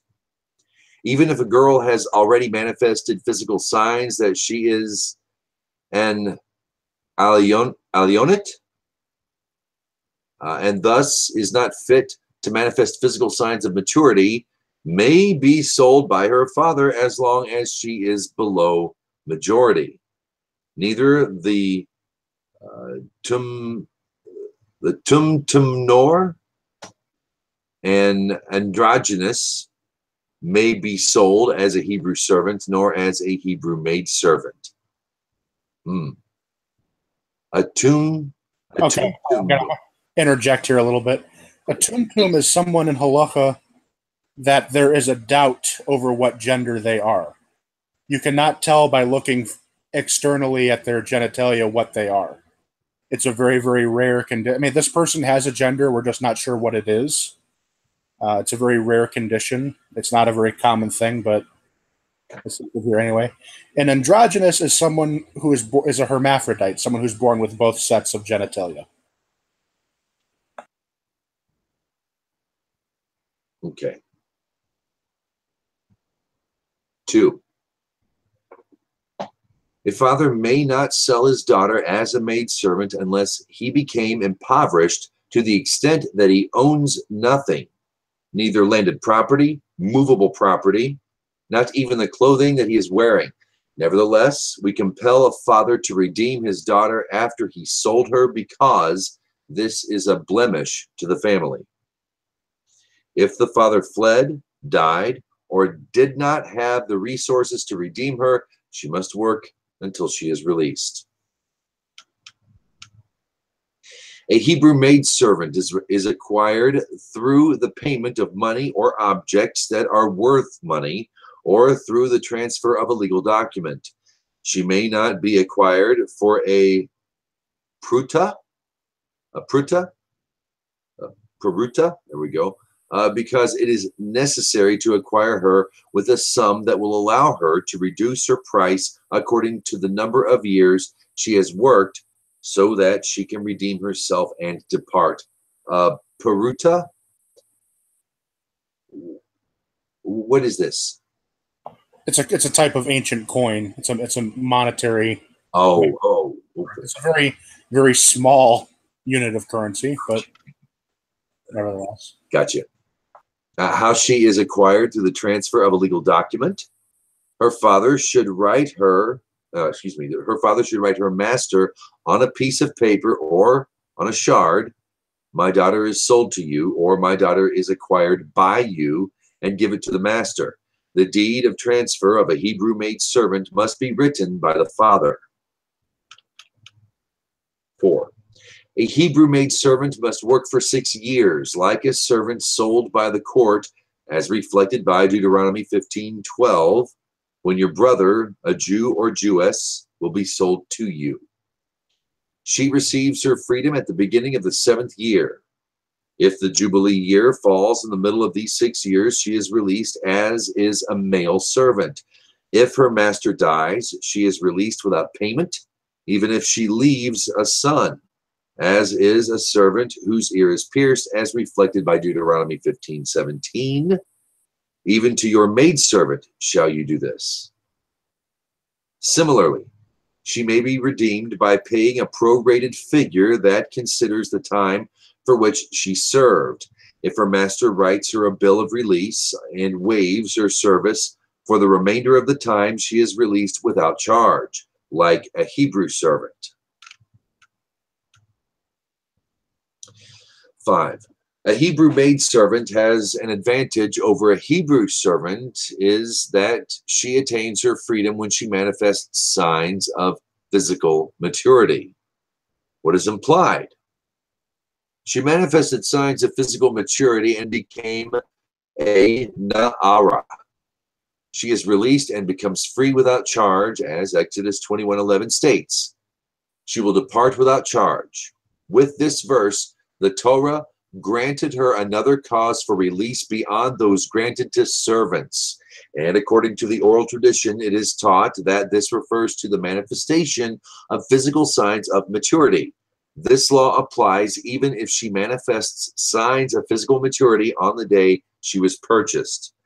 When a maidservant is released, she returns to her father's domain until she remains bagrut and leaves her father's domain. If the girl is an Elionite, who is not granted a period of Na'ara, but goes directly to bagrut, when she attains bagrut, she is granted her freedom. Can I ask for clarification on when a female Jewish slave hits puberty, you're obligated to release her back to her father. If she is mature enough, and bagrut basically is, this is kind of one of those difficult words to translate. So basically when her father gives her over to a man to be married. Engaged. When the father acknowledges her maturity. Yeah. Oh, yeah. Okay. Yes. Recently. Okay. Thank you. 6. This is what I do for a living. Put you to work. Was what. 6. A Hebrew maidservant is not released if her prominent limbs are damaged, as implied by Exodus 21:7. She shall not depart as the servants depart. Similarly, a Hebrew servant is not released for such a reason. Instead, if his master knocks out his tooth or blinds him in an eye, he should pay him as one must pay another colleague whom one injures, as explained in Hilchot Chavel Umazik.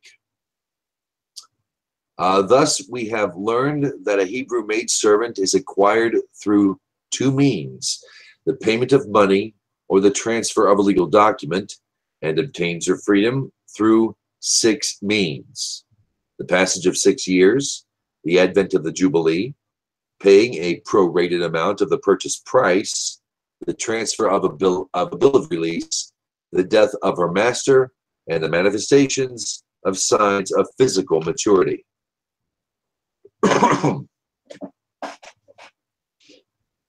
If the master of a Hebrew maidservant designates her as a wife for himself or for his son, she is like any other consecrated woman. She is not released because of any of the reasons mentioned above, but only because of the death of her husband or through a bill of divorce. The mitzvah of designating a maidservant as a wife takes precedence over the mitzvah of redeeming the maidservant. How is this mitzvah of designating a maidservant as a wife performed? The master tells the maidservant in the presence of 2 witnesses, "Behold, you are consecrated to me. You are betrothed to me," or "Behold, you are my wife." This may be done even at the conclusion of the 6 years of her servitude before the setting of the sun. He need not give her anything for the first money's wear given to money. Okay, let me try that again. He need not give her anything for the first monies were given within the intent that they could serve for the purpose of consecration. From this point onward, he must treat her as a wife and not as a maidservant. He may not designate 2 maidservants as wives at the same time, for Exodus 21:8 states, he will designate her. How does a master designate a maidservant as a wife for his son?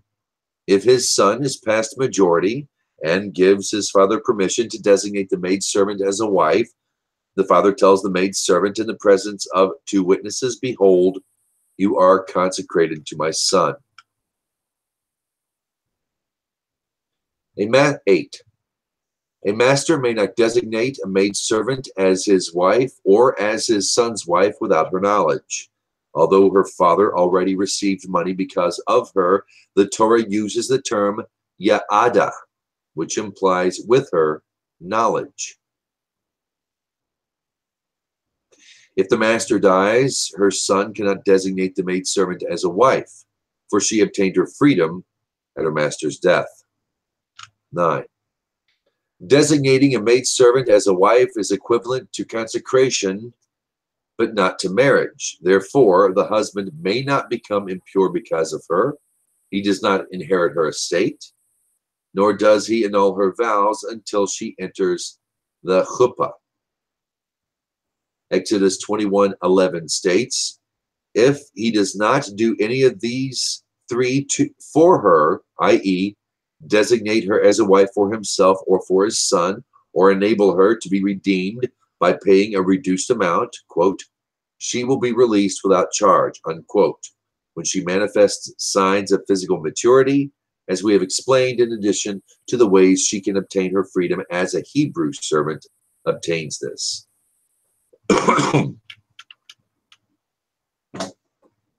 Number 10. The master may not sell a Hebrew maidservant, nor may he give her as a gift to another person, regardless of whether or not he shares a family connection with him.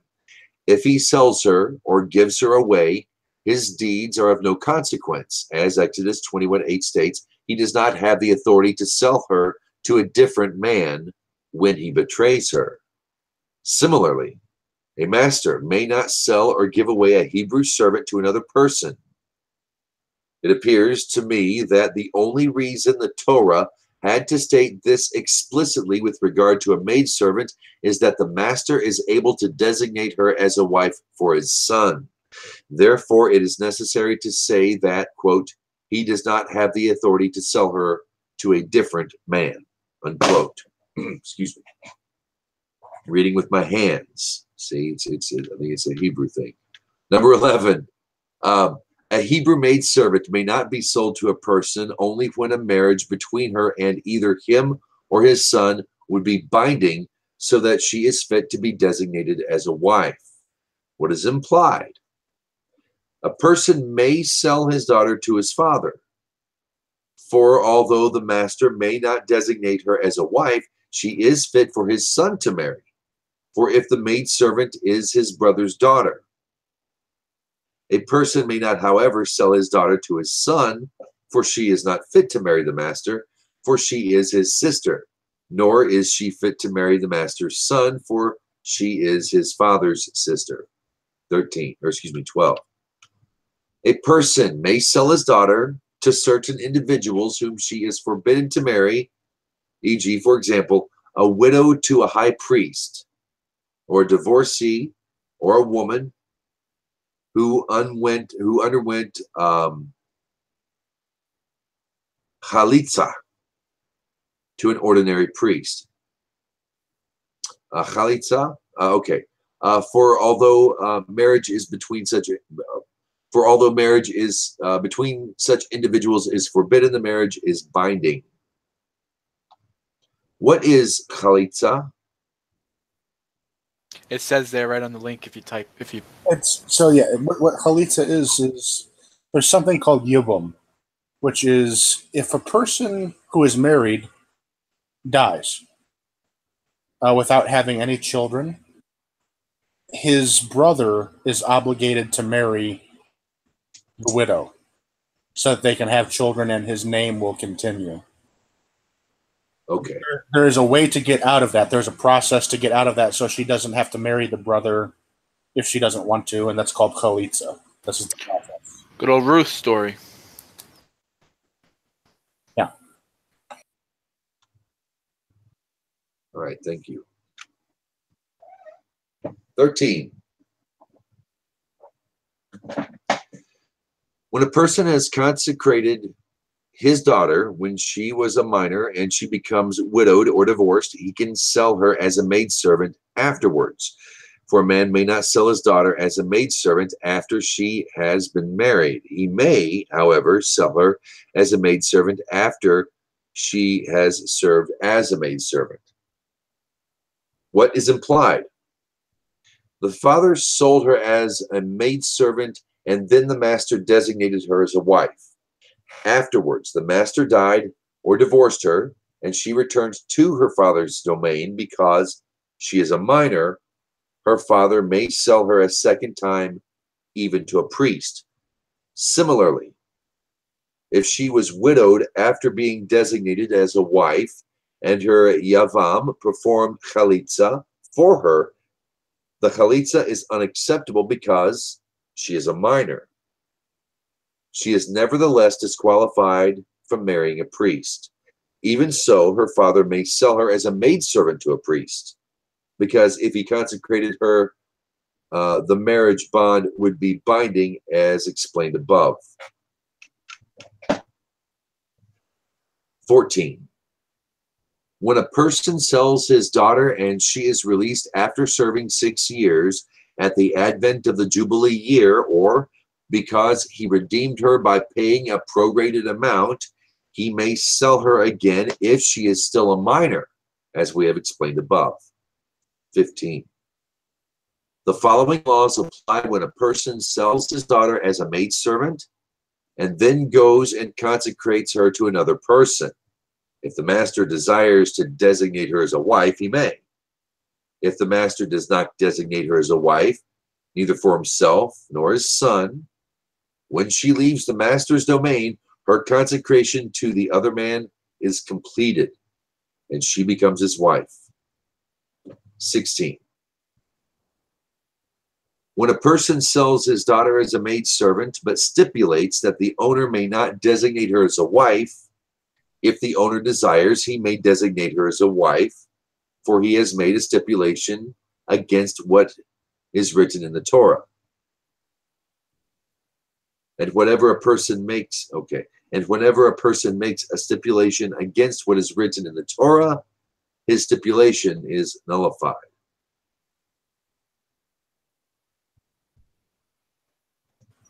Very good. So we see here there's even extra restrictions on how a female maidservant can be treated. There are certain things that she can be made to do, certain things she cannot be made to do. But if you take her for a wife, which the master is able to do, he's certainly not forbidden from doing it, he has to treat her not as a servant, but as his wife. And he can no longer boss her around or have her do work for him or anything like that. She's his wife. She's no longer his servant. So that's another unique fixture of this type of servitude. So. Questions, comments, angry comments? I thought it was pretty straightforward. I didn't really have anything. Okay. And nothing really jumped out at me. Okay. Personally. For those who might see this as a very masculine, patriarchal system, it might appear as if the woman doesn't have a say, that it's all about the men making the destiny of the woman. Is there anything that might combat that line of thinking? If an outsider were to read this and think, because I've heard this complaint before. Well, I mean, doesn't it say that once she becomes of age, she's free no matter what? No, I mean we're basically talking about taking care of a little girl who's in need of help, right? But once she's of age, she's free. Doesn't that not say that, or did I miss something? No, I missed it. I think it pretty much says if she's of age, she becomes mature and she's able to obviously sustain herself. She's get a job or wherever, and she's on her way. I mean, I guess it does talk about, I guess in some ways, if she's she is offered into marriage, so that's a good question. What about that? But when he can consecrate for he or his son. But it also says that it's up to her and the son too. It's a mutual thing too. Okay. I thought I read that. I thought that's what I heard. I don't know. Maybe you probably did. Yes, correct. Oh, there you go. We got affirmative from the rabbi.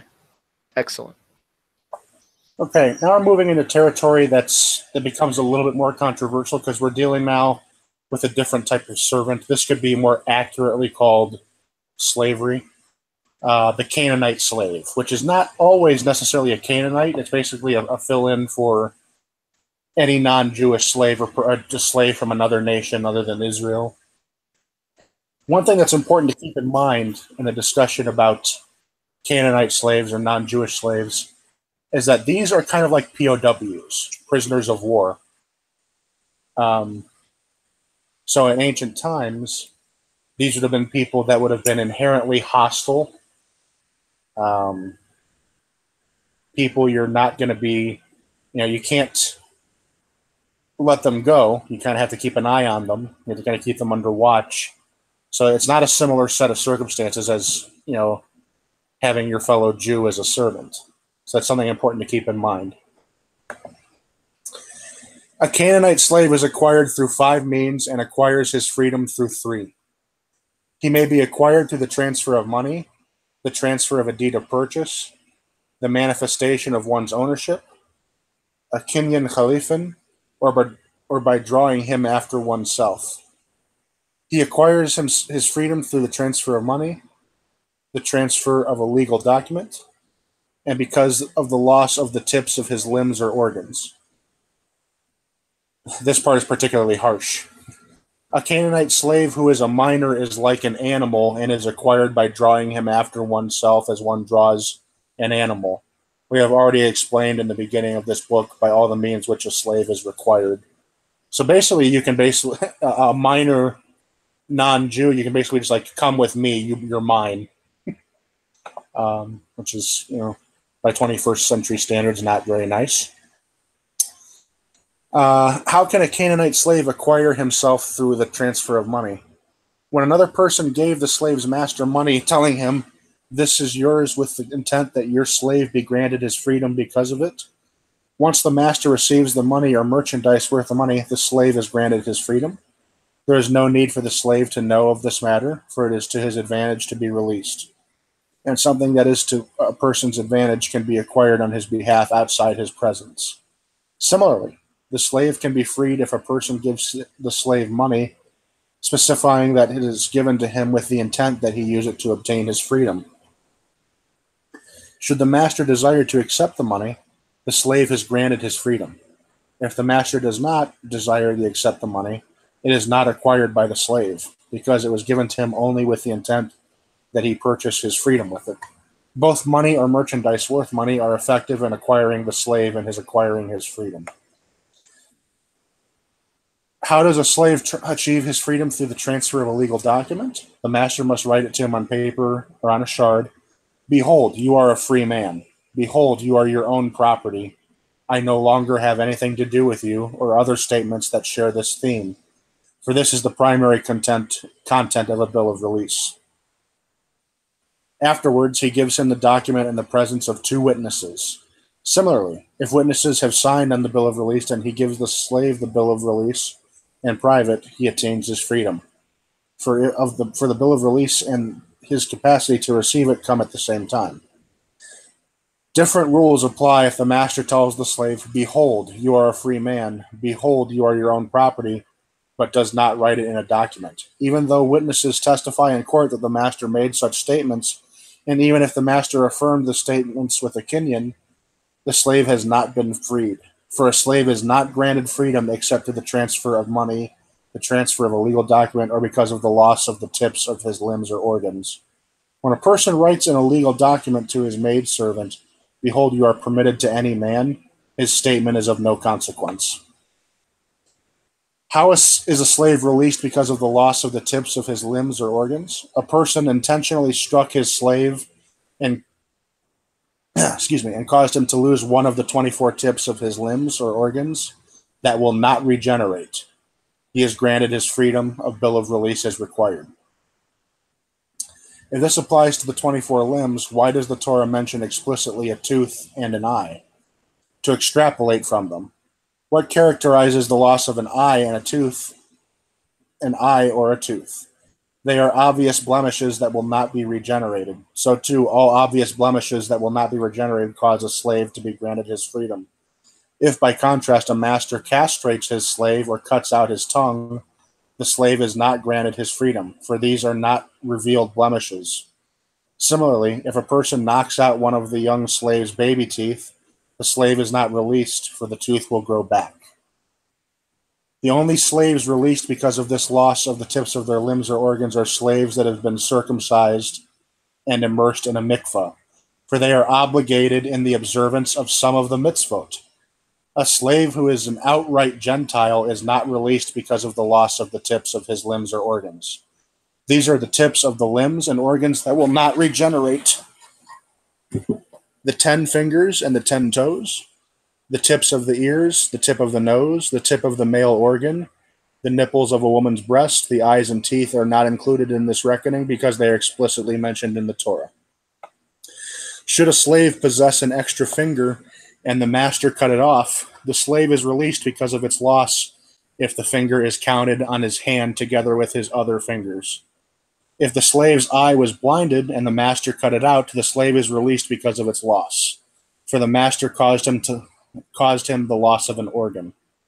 The same law applies with regard to the other tips of the organs that are not functional and cannot be used for a task. If the master cuts it off, the master caused him the loss of an organ, and the slave is released because of its loss. If the master struck the servant on his eye and blinded him, or in his ear, or made him deaf, the slave is released because of it. If, however, the master struck the slave near his eye and afterwards he no longer saw, or near his ear and he no longer heard, the servant is not released because of this. The following rules apply if the master struck the slave on his eye and reduced its sight, or struck him on his tooth and it caused it to wobble. If the slave can use these organs, he is not released. If not, he is released. The following rules apply if the slave's eye was not functioning well, and he saw with difficulty, or the slave's tooth was wobbly and the master struck him and knocked out the wobbly tooth, or blinded the weak eye. If the slave was able to use these organs beforehand at all, he is granted his freedom because of their loss. If not, he is not granted his freedom. If the master struck the slave on his hand and it became swollen, but it would immediately return to its normal state, the slave is not released because of it. If the master pulled at the slave's beard and in doing so dislocated his jawbone, the slave is granted his freedom because the master nullified the use of the teeth that are located in the bone. If the master knocked out the slave's tooth or blinded his eye unintentionally, i.e., he threw a stone at an animal and it hit his slave and knocked out his tooth or cut his finger, he is not released. This is alluded to by Exodus 21:27, which states, if he will knock out his slave's or his maidservant's tooth, the wording implies that he must do so intentionally. If the master inserted his hand into the womb of his maidservant and blinded the eye of the fetus within, man, that's graphic, he is not granted his freedom, for he did not know anything of the entity so that he could intend to strike it.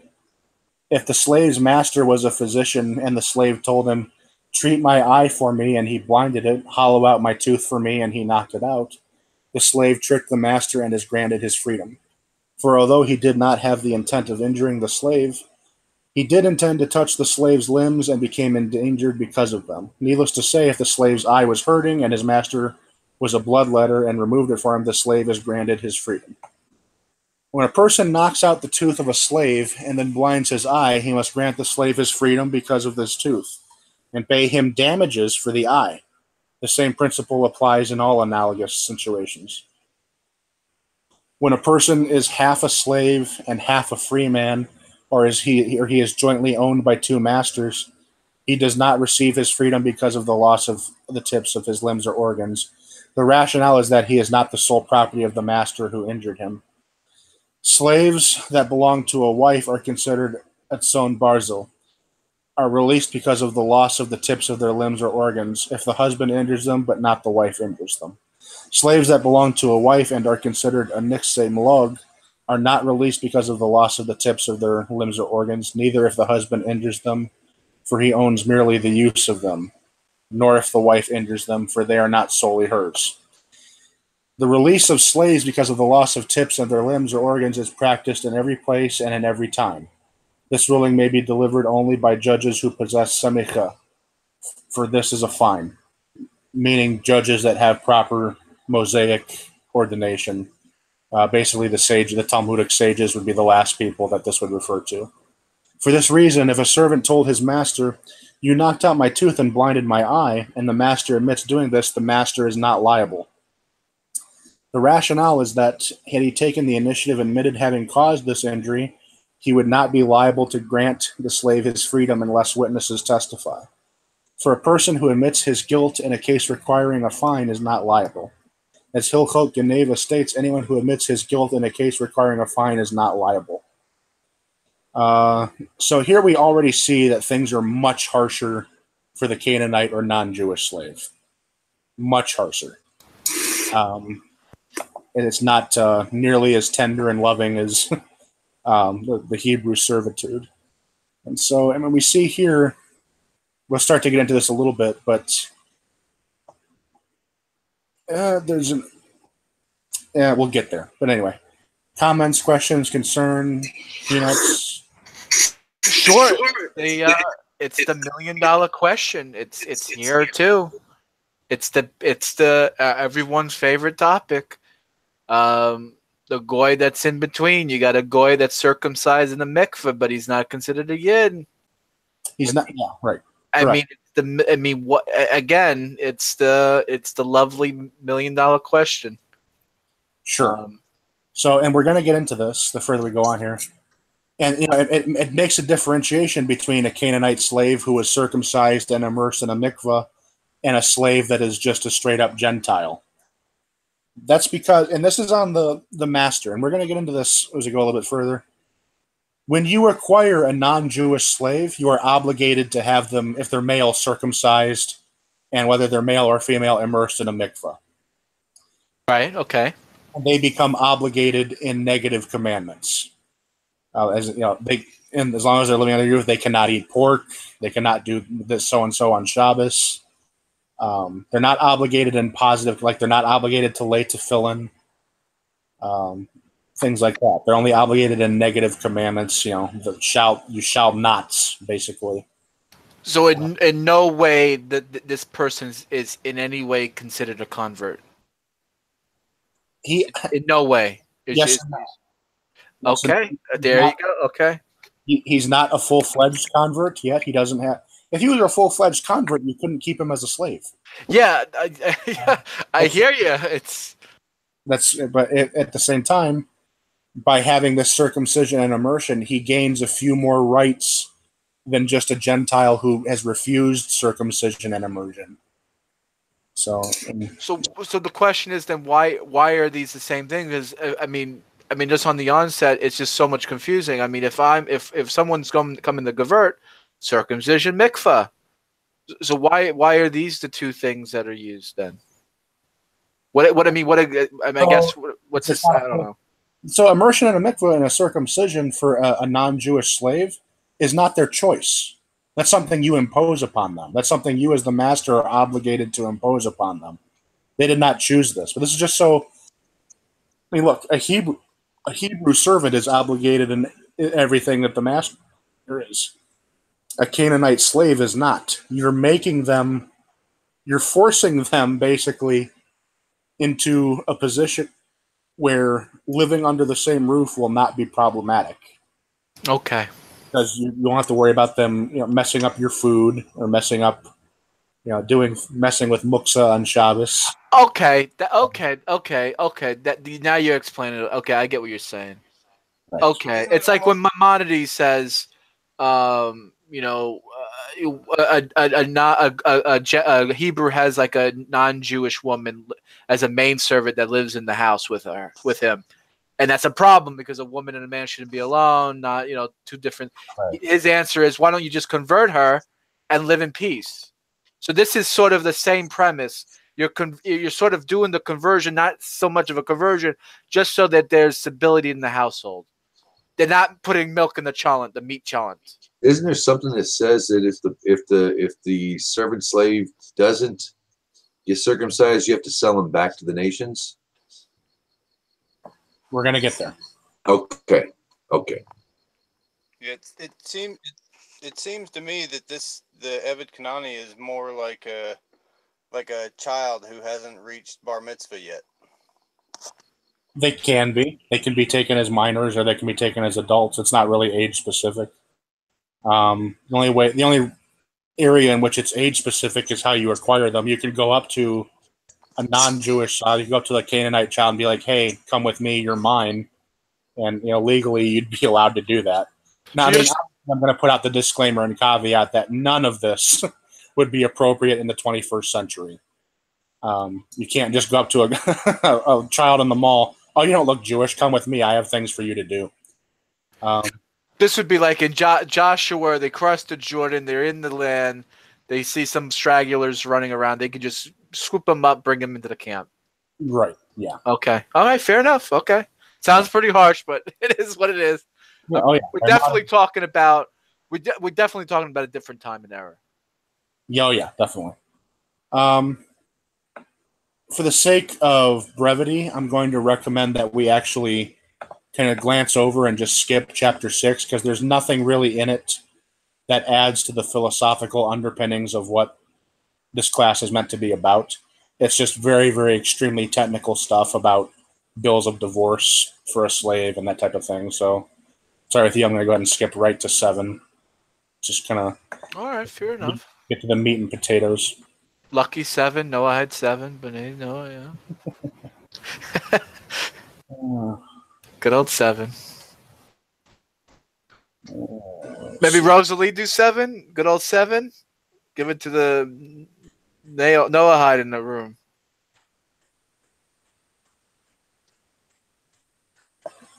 Let me see.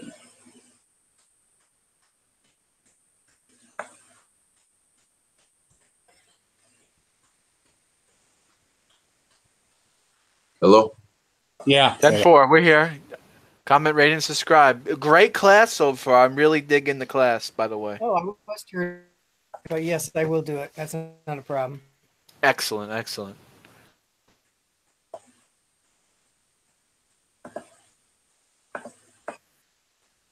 Wording of a bill so that his master no longer has any rights with regard to him. Therefore, if a master writes to his slave, you and every such a property or such and such a garment are now your property. The connection between them is not severed. The bill of release is nullified. And since the bill of release is not effective, the slave is not freed and he does not acquire any of the property. The same principles apply in the analogous situations.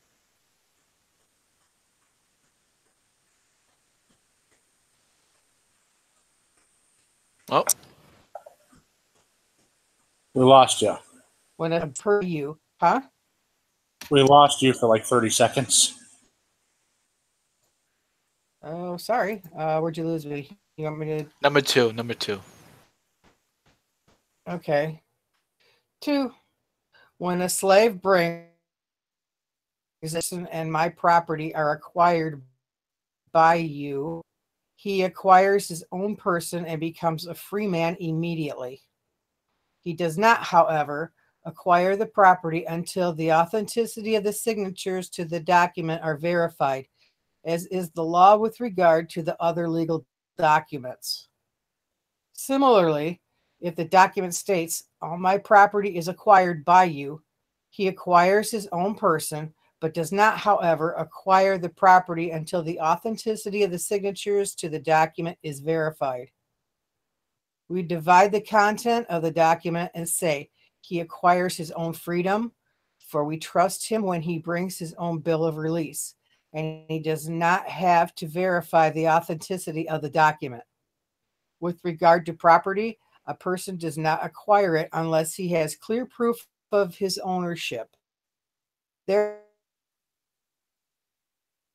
not acquire it until the authenticity frees 2 slaves with 1 bill of release.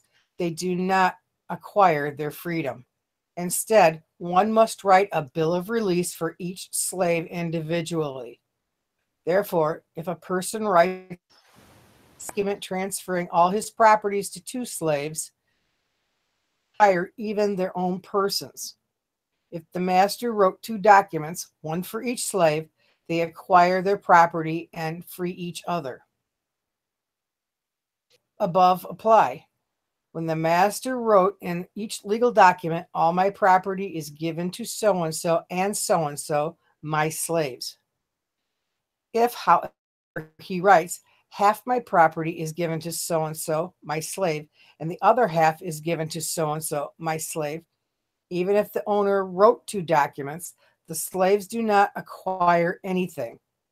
For the slaves are included in the master's property, and possession of half of each one retained. Not a valid lease. And since the person seeks to release half of his slave with the bill of release, the slave does not acquire half of his person, and he is a slave just as he was before. If, by contrast, he releases half of a slave because of a monetary payment, example, he took money for half his worth with the intent of freeing that half, the transaction, the half and half in. When does the above apply? When the man gained half. If, however, he freed half of the slave with a legal document and sold the other half, or he freed half with a legal document and gave the other half as a present, since the slave leaves his domain entirely, the slave acquires half of his person, and he is half a slave and half a free man. Similarly, when a slave is owned by two partners and one frees his half, whether through money or through legal document, the slave acquires his half, and he is half slave and half free man. When a master composes a bill of release for his maidservant who is pregnant, stating, "You are free, but your child to be remains a slave," his words are binding. If, however, it states, "You remain a maidservant, but your child is to be free," it is of no consequence, for this is as if he freed half of the maidservant using a legal document. 6. With regard to the shifkah, the master desires to free her other half, may consecrated entirely, whether with money or with a legal document, for even money completes her release. 7. A person who half free is not permitted to marry a Canaanite maidservant nor a free woman. Therefore, we compel his master to make him a free man. And we have a composed stating that the slave owes his half of his value. When does the above apply? For a male slave. For a male is commanded to be fruitful and multiply. A maidservant, however, should remain in her immediate state and serve her master one day and herself the next.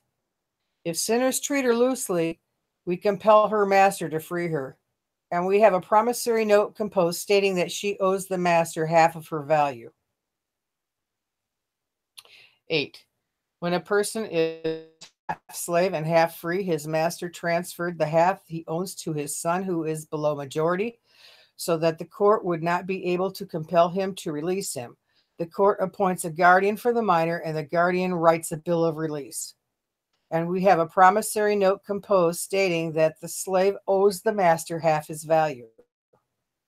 If the master needs the slave and has pangs of yearning for the slave, we separate him from him for a minor has a great attraction for money. 9. Who had a legal document composed transferring all of his properties to his servant recovers, he regains possession of his property.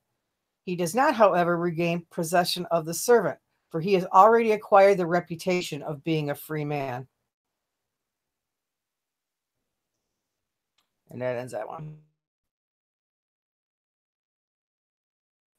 Very nice. Questions, comments, swear-filled rants? Yeah, I'm not real happy with this. Well, go ahead. Tell us. Well, it's like, you know, if you're pregnant and the child has no consequences, that just, no. That does, I'm sorry. And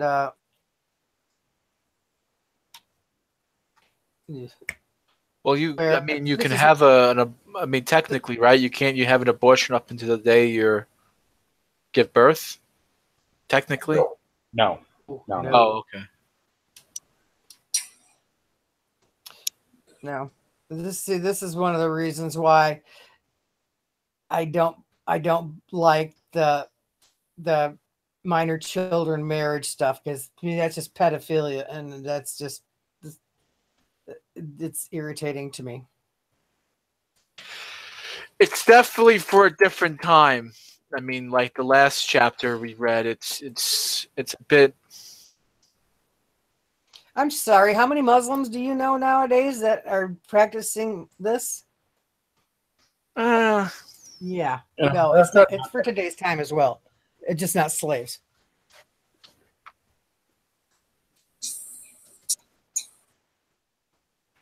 I don't know. I mean, But it is what it just is. though. Yeah, no. I get a little bit of me. I get it too. You know, man. You think I want to see people be married. You know, a little girl married to an old man. Come on. Yeah, no, that We- just bothers the Well, living shit out of A me. little girl married to an old man was the norm for most of human history. That's true. Yeah. Yeah. I'm not defending it, but I'm just the reality is that that's usually how it was. Right. Fair enough. That's what Is it claiming a female coming into the clan to further the clan's, you know, is that what it was about? Just, you know, I'm trying to find a way out You're of saying that. to boost the numbers, get more numbers up, get the numbers up. Right. Is that why it's treated as such? I mean, is it really pedophilia? Well, I mean, pedophilia is a pretty. Again, I'm not trying to excuse this behavior, especially in our time, but pedophilia is a pretty modern conception. Once someone reached sexual maturity, i.e., puberty, back in the Bronze Age, they were pretty much fair game for marriage. It's gross to us, but that was the norm for most of human history. I know. But I know. I'm not comfortable with it either. mhm. It's like a acquired taste, you know. It's it's not. Poor choice of I don't know. Yeah, I'm kind of. That sound bite might come back to haunt you someday. Here's Yeah. John of Gishkala. Children are an acquired taste. Yeah, it's like something to say, oh, I like Puerto Rican women. I like children. They're an acquired taste. Not really how that works, John. But I know what you meant. Yeah. They're not like coffee. Yep. But it's still funny. Yeah. Okay. Good. I will read chapter 8, and this is kind of where stuff gets interesting, because this is where we really see the end goal of Canaanite slavery, of non-Jewish slavery. This is where it gets interesting. When a person sells his slave to a Gentile, the slave is released as a free man. We compel the previous owner to buy him back from the Gentiles at even 10 times his value. He then composes a bill of release for him, and the slave is released. If the Gentile purchaser does not desire to sell the slave back at even 10 times his value, we do not require the owner to make another offer. The fine is only collected and brought to judgment in a court of expert judges. If the seller dies, we do not require his heir to return the slave so that he can free them. The following rules apply when a person borrows money from a Gentile and offers a slave as collateral.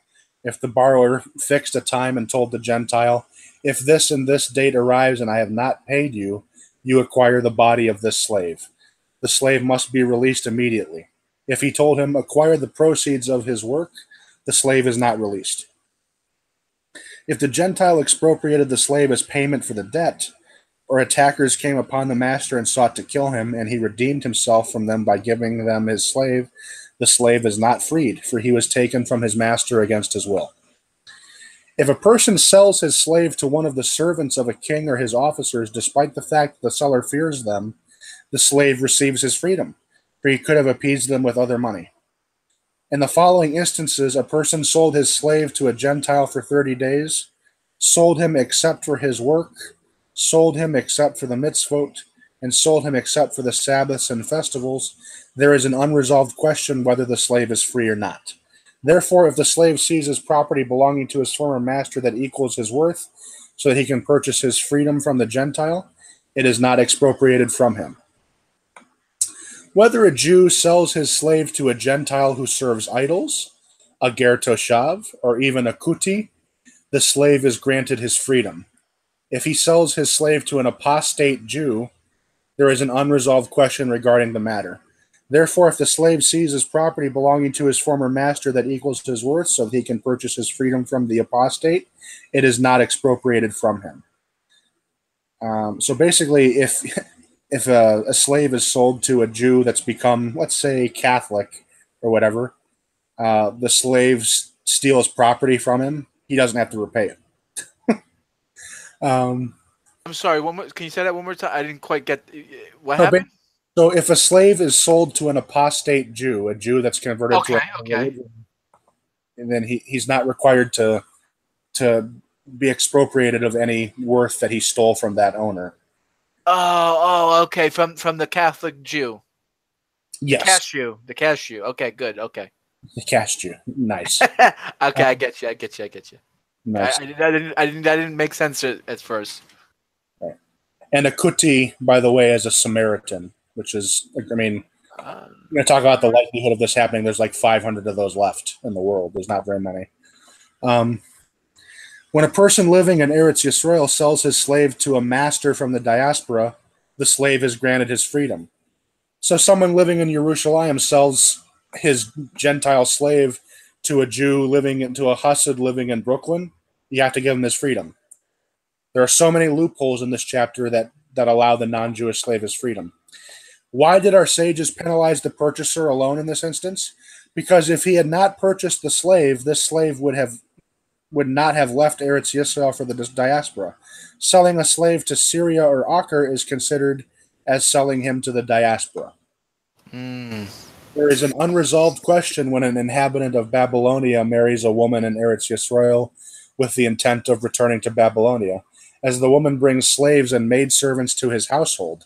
There is a doubt whether they are considered as having been sold to the diaspora, for the husband has the right to the fruits of their labor, or they are not considered as having been sold to him, since their physical person belongs to the woman. When a slave follows his master to Syria and his master sells him there, the slave is considered to have forfeited his privilege. When does the above apply? When his master took him to the diaspora with the intent not to return him into Eretz Yisrael? If, however, his master's intent was to return, and the slave followed him with that intent, should the master sell him there, he is granted his freedom, and we compel the purchaser to release him. When a slave asks his master to move to Eretz Yisrael, we compel his master to move there with him or to sell him to someone who is moving there.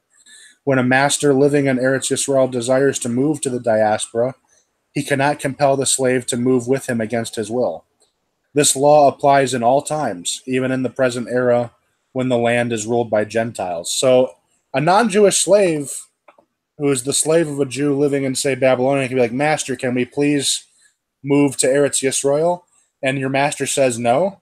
The court can compel him in Babylonia to sell him to another Jew who is moving to Eretz Yisrael. And as soon as they arrive, wow. he has to be released. This is incredibly benevolent. I mean, what? I mean, of course you're going to free him. I mean, he wants to move to the Holy Land. Right. You know what I mean? He obviously has dreams and ambitions of we know what we're getting at here, you know? Yep. When a slave flees from the diaspora to Eretz Yisrael, he should not be returned to slavery. Concerning such a person, the Torah in Deuteronomy 23:16 states, "Do not return a slave to his master. His master is told to compose a bill of release for him, and he writes a promissory note for his master for his worth, which the master holds until the freed slave earns that money and gives it to him. If the master does not desire to free him, the court invalidates his ownership of him, and the slave is to go free on his way."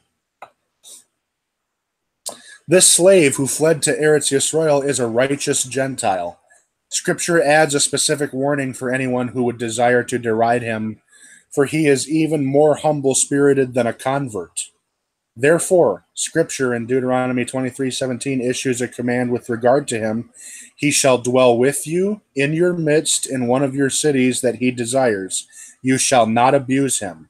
Abusing him refers to verbal derision. Thus, a person who derides this convert transgresses 3 negative commandments. A person should not abuse his colleague in Leviticus 25:14. Do not abuse a convert, Exodus 22:20. And you shall not abuse him. He also transgresses the commandment, do not oppress him, as explained with regards to the laws of Ona. Oh, man. Wow. When a person purchases a slave from a Gentile without making a stipulation beforehand, and the slave does not desire to be circumcised or to accept the mitzvot incumbent upon slaves, he is given leeway for 12 months. If at the end of this period he still does not desire, the master must sell him to a Gentile or to the diaspora. If the slave made a stipulation with the master at the outset that he did not have to circumcise himself, the owner may maintain him as a Gentile for as long as he desires and may sell him to a Gentile or the diaspora. Similarly, even when a slave who has been circumcised and immersed becomes a slave, but afterwards caused himself to be captured by a group of brigands, if his master cannot expropriate him, neither through the laws of the Jews nor the laws of the Gentiles, he may accept payment for him from the Gentile and formalize the sale through Gentile authorities, for he is preserving his money from the Gentiles. When a person declares a slave ownerless, the slave is granted his freedom. A bill of release must be composed for him. If the master who declared him ownerless dies, his heir should compose the bill of release. The following rules apply when a slave who was imprisoned frees from jail. If his master despaired of regaining ownership of him, he is granted his freedom.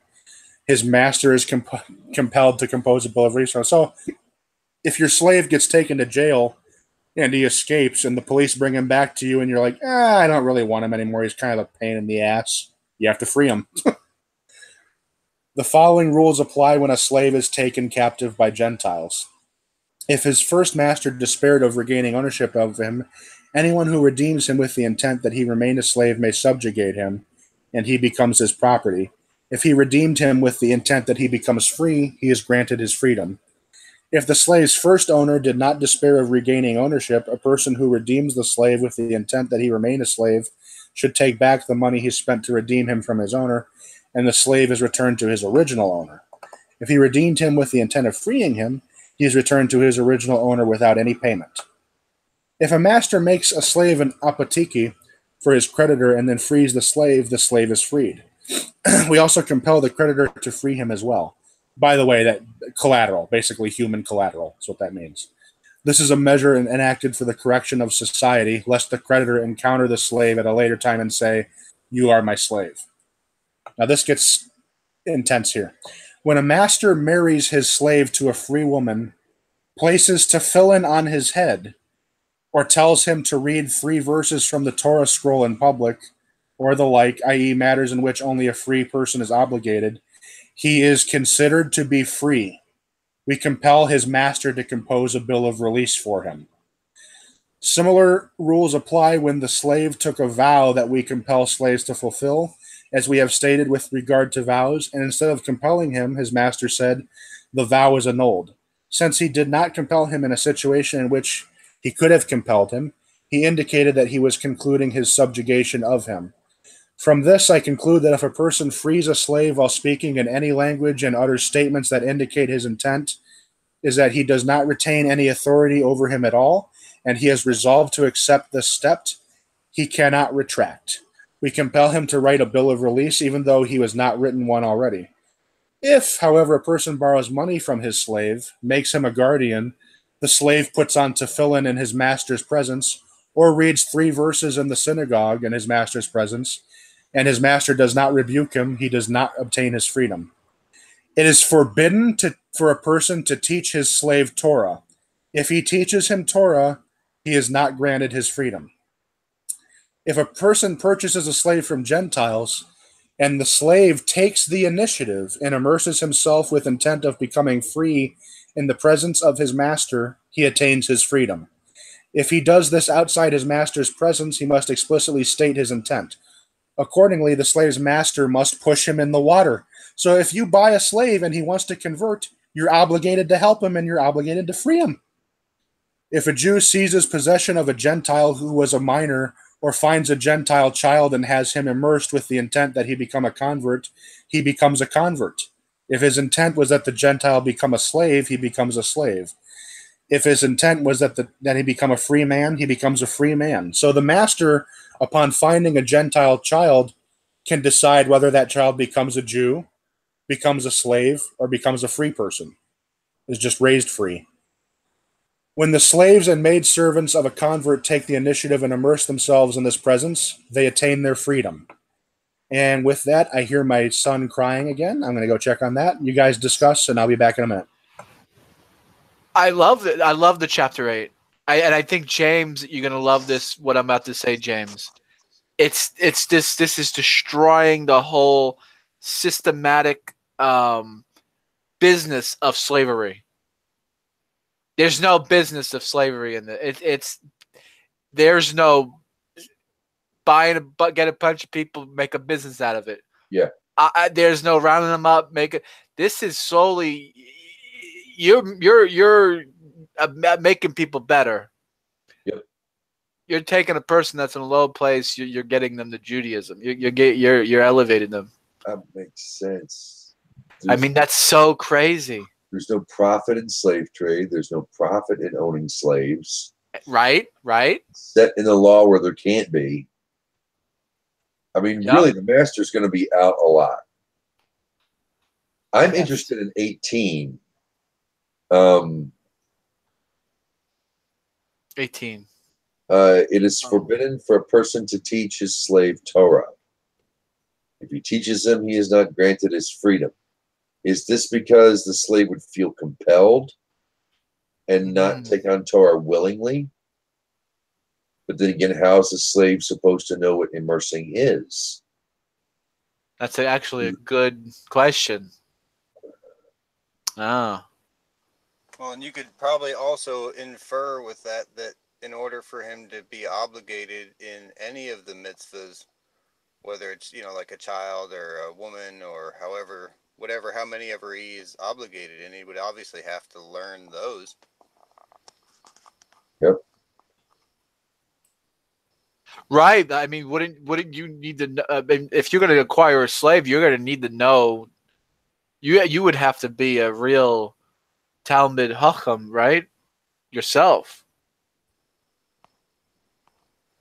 Well, and the slave becomes obligated to keep things. So, sure, and then they're right able to do this and that. So he has to learn what he can't do. So obviously there's some Torah that has to be taught to him, so he knows what he can't do. So yeah, we seem to have a conundrum. Is it a matter of the Gentile slave taking the initiative? You know what I mean? I guess it would be kind of more like you couldn't bring your slave maybe to Thursday nights or Saturday nights class. You get what I'm saying? Oh, come on by the Rabbi Gav got a class going. Come down to the Orphans of Abraham, I guess. I don't know. I don't. Rosalie says in the side, John, tell the shul that you're ain't a slave and to treat you accordingly. Yeah. Yeah. We'll see how far that goes. I got a good Zetz in the Tukas if I,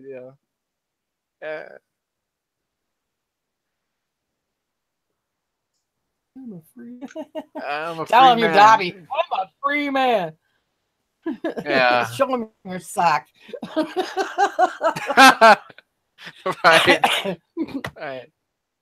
Okay, so I'm thinking Canaanites. He uses the Canaanite reference, which we think of Joshua and Israel crossing the Jordan and dealing with the people who have now settled in their land.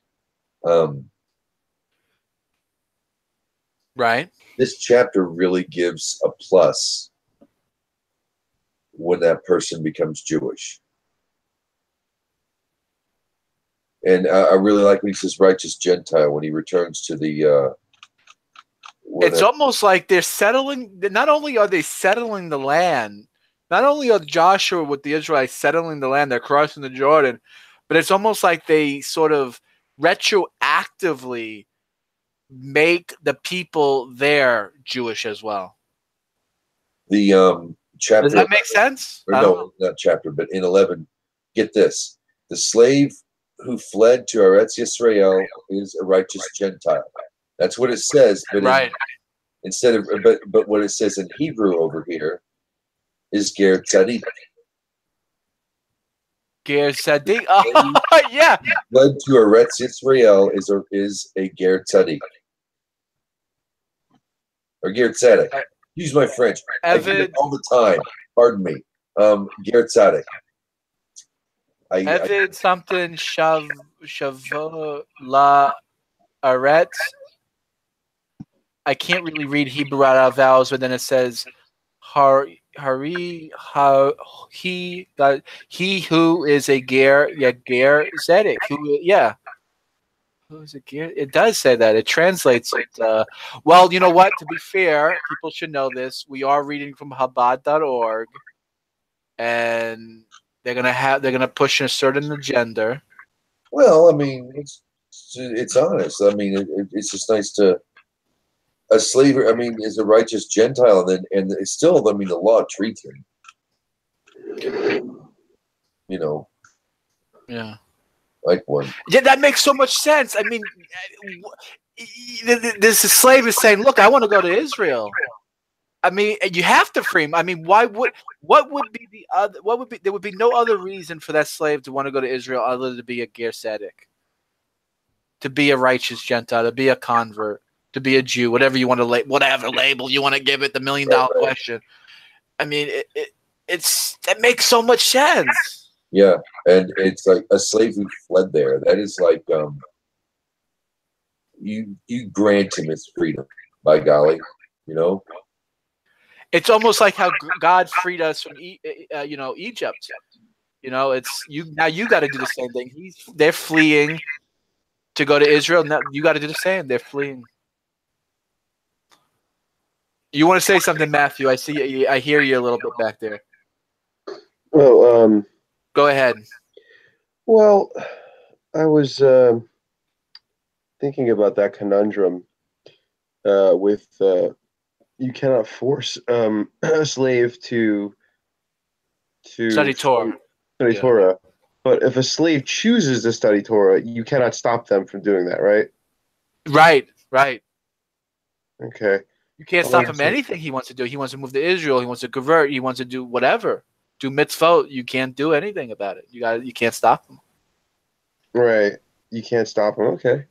But the other thing is that, like, I mean, you know what a jailhouse lawyer is, you know? Sure. I mean, a slave. What we're reading here is basically a how-to guide for slaves to achieve their own freedom. So yes. So it's incentivized for slaves to learn to read. Number one. Number two, learn how to earn their freedom, and then to do so through Torah. Right. So this is just like they were in Egypt, just like how they were. Exactly. Wow, that's such a great connection, Matthew. Yeah. So this is an important redundancy, a self-consistent rendering of our cultural ethos that regenerates the tree of life. I wanted to point out that I know we're not going to like this word because it scares the piss out of people, but it's ger. Yeah. Ger. He is a ger tzaddik, and he will be treated as equal. Why in Deuteronomy, he shall dwell with you in your midst in one of the cities. You shall not abuse him. That's the ger toshab, basically, you might say. But in Leviticus 25:14, Exodus 22:20, it's ger. You shall not abuse the ger. You do not abuse the ger. It says convert, and I know when a slave runs to Israel, he's a righteous Gentile. That was Chabad right there, letting you know right then and there, this is not a Jew. Yeah. The righteous Gentile. He's and all these are ger. You do not abuse the ger. We can say convert and all that, but we're getting kind of I want to say incentive. Yeah, you're giving him right here. It's almost like you're getting a spectrum, like a 2 or 3 part spectrum to get you into the people, into the becoming a useful cog in the wheel of the great society. I don't know what I'm saying now, but I just thought I'd point that out. I looked that up here on memory. It was you're not oppressed to ger because you were once ger in Israel or Egypt. Hi, Rabbi. Hi. Sorry. Big chapter, Rabbi. A very big chapter. And again, the uniqueness of the concept as Jews apply it. You go to war with a group of people, you enslave them, and over time, or even immediately, you just make them you. It's kind of genius if you think about it. Yeah. So the end goal of even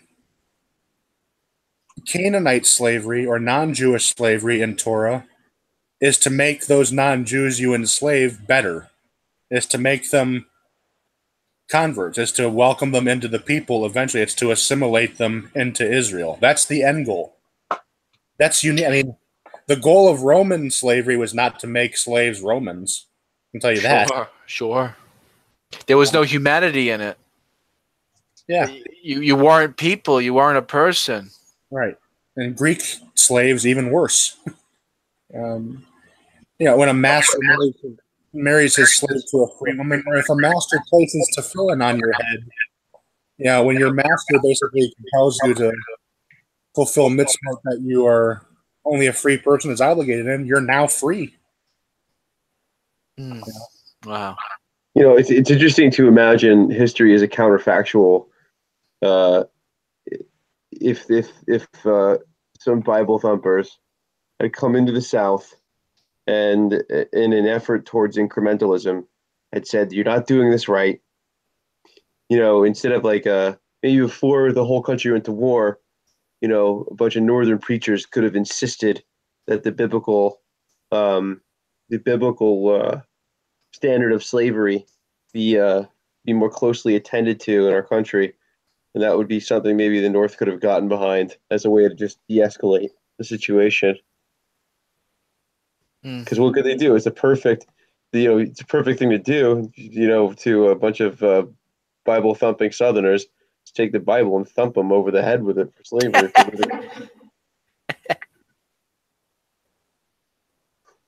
Yeah. No, this is fascinating stuff, Gav. Really, really fascinating, actually. And it's true because, the genocides, we were commanded to take no slaves in the Joshua myth, right? So we're told to wipe out populations and not take slaves. Isn't that right? In certain cases, yes. There were certain people that were just so bad that was okay, they have to be eradicated. But there were still a remaining kind of Canaanite mass of people that it was okay to take as slaves. Okay. Yeah, well, I mean, the Bible makes it pretty clear that at best this was a very selective genocide. I mean, hundreds of years later, it still talks about Canaanites living in the land. King David. And was there a Amalek.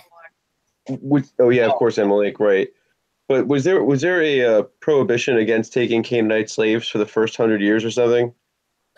So in the cities that they were attacked, you're supposed to wipe out everybody, but there is a tradition that there were certain cities that accepted peace and accepted subjugation, whatever, and that those became slaves. And in fact, there's two groups of people, Kenites and Gibeonites, mentioned in the Bible that were Canaanites that became righteous Gentiles. They agreed to observe the 7 laws and to not wage war against us. It was the Moabites that we were not supposed to take as you're not supposed to marry a Moabite. I remember. You can't. So a male Moabite can't marry into the people. A female Moabite can. Oh, that's right. Okay. Yeah, Ruth. Good old Ruth. Aren't we talking about really the definition of love? When you give enough of yourself to another that you see yourself in their eyes? Isn't Hebrew slavery kind of a broken down expression of love? I mean, it's an expression of having obligations towards the people that you are now responsible for.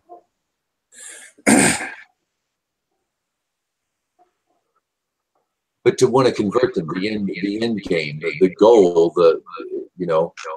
is to get them to convert, for the two to each other. Right.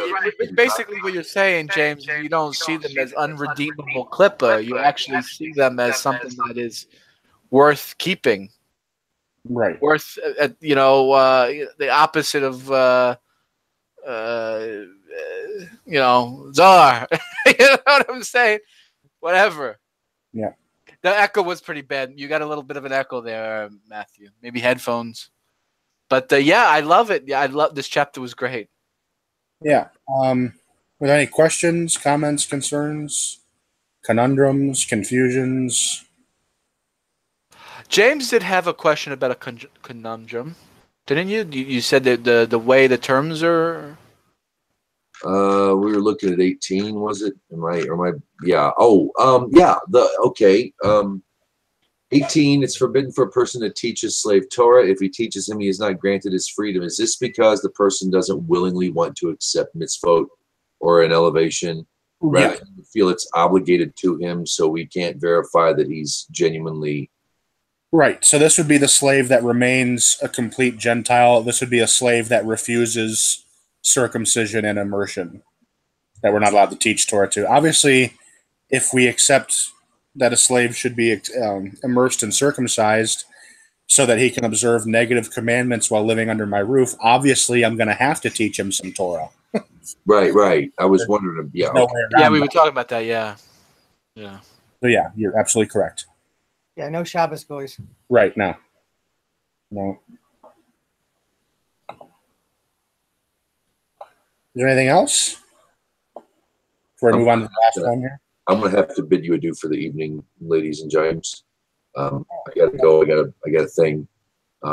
Shalom and thank you very much. I'll check out the rest of the live portion later on. Okay. Take care, James. It was really fun sticking around. I got a lot out of that. Thank you, Gav. No, no problem. No problem at all. We still have one more chapter. Oh, in that case, I'll stick around. Okay. No problem. You want me to read it?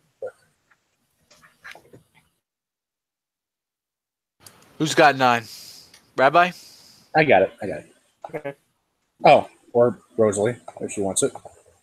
Well, I figured you had your hands full with the little one, so. Oh no, that's the great thing about being married. I handed him off to my wife. Okay. Well, I'll take it anyway. Okay. Chapter 9, number 1. When a Jew has relations with a Canaanite maidservant, he is his own maidservant.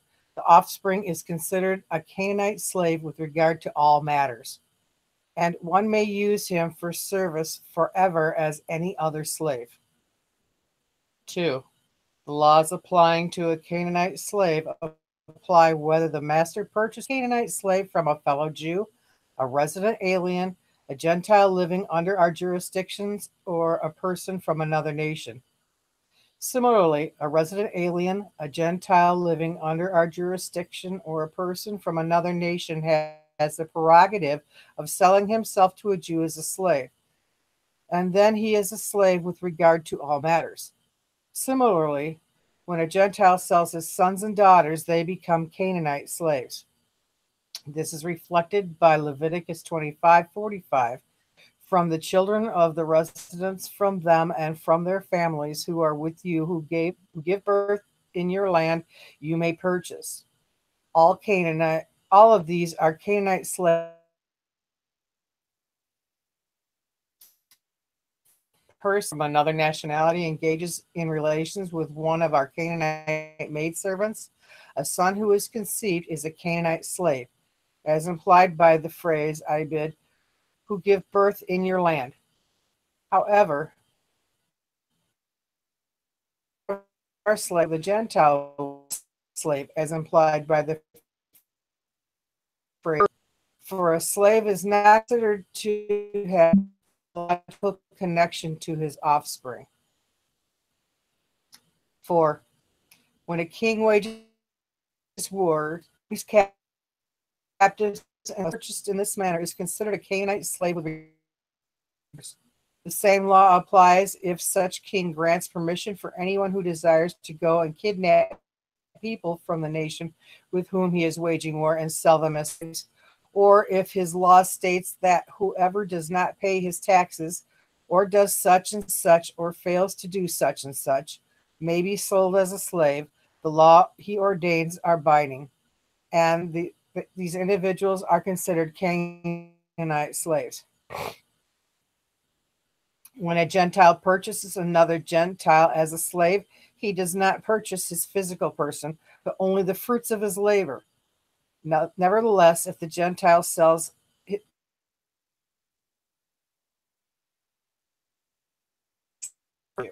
6.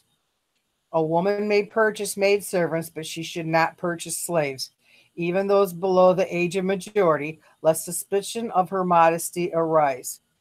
If she does purchase them, she acquires their physical person as a man would. It appears to me that she only to are 9 years old or older. Similarly, it is forbidden for a person to free a Canaanite slave. Anyone who frees such slave violates the positive commandment, for Leviticus 25:46 states, and you shall have them work for you forever. Nonetheless, if the master frees him, he attains his freedom, as we have explained. And once he frees him, we compel his master to compose a bill of release for him conforming to all the laws we have described. It is permitted to free a slave for the sake of a mitzvah, even a mitzvah of rabbinic origin.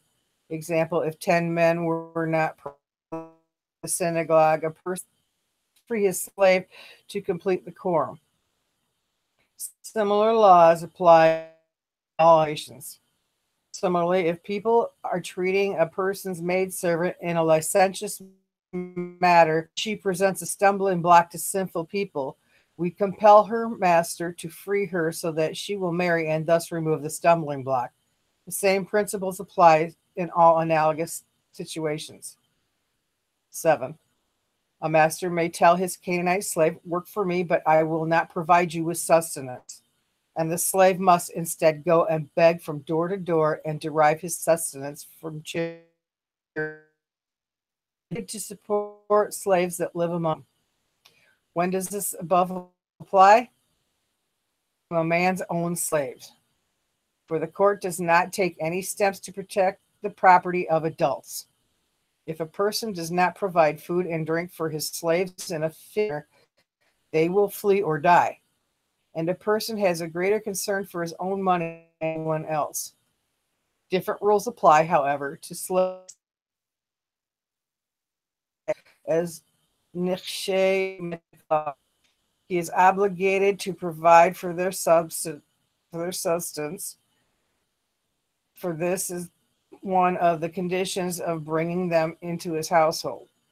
For if the husband does not provide them with sustenance, they will flee or die, and he is not responsible for them. 8. It is permissible to have a Canaanite slave perform excruciating labor. Although this is the law, the attribute of piety and the way of wisdom is for a person to be merciful and to pursue justice, not to make his slaves carry a heavy yoke, nor cause them distress. He should allow them to partake of all the food and drink he serves. This was the practice of the sages in the first generations, who would give their slaves from every dish of which they themselves would partake.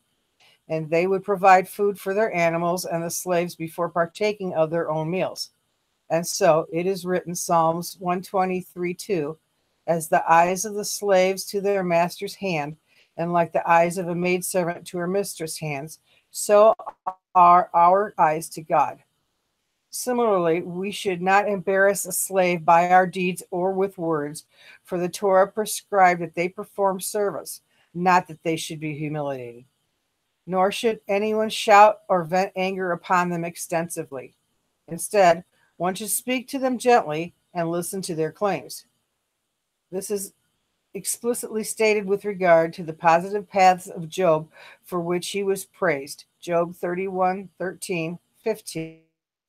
Have I ever shunned justice for my slave and maidservant when they quarreled with me? Did not he who made me in the belly make him? Was it not the one who prepared us in the womb? Cruelty and arrogance are found only. By contrast, the descendants of Abraham, blessed be he, of the Torah, and commanded to observe righteous statutes and judgments, are merciful to all. And similarly, with regard to the attributes of which he commanded us to emulate, it is written in Psalms 145:9, his mercies are upon all of his works, and whoever shows mercy to others will have mercy shown to him, as implied by Deuteronomy 13:18. He will show you mercy and be merciful and multiply you. Beautiful. Very good. And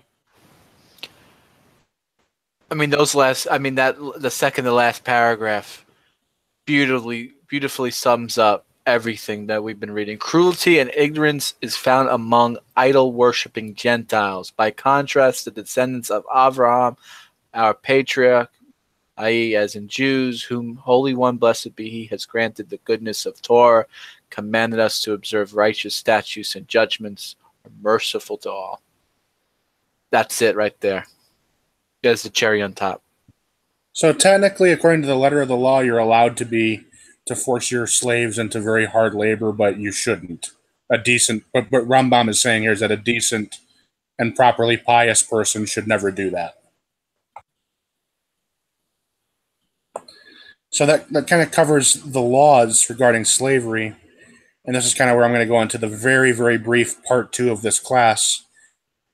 Philosophically, when people challenge the moral credentials of Judaism, they usually do it by saying, if God is so moral, why didn't he just outlaw slavery from the start? Yeah. It's a good question. It's a fair question.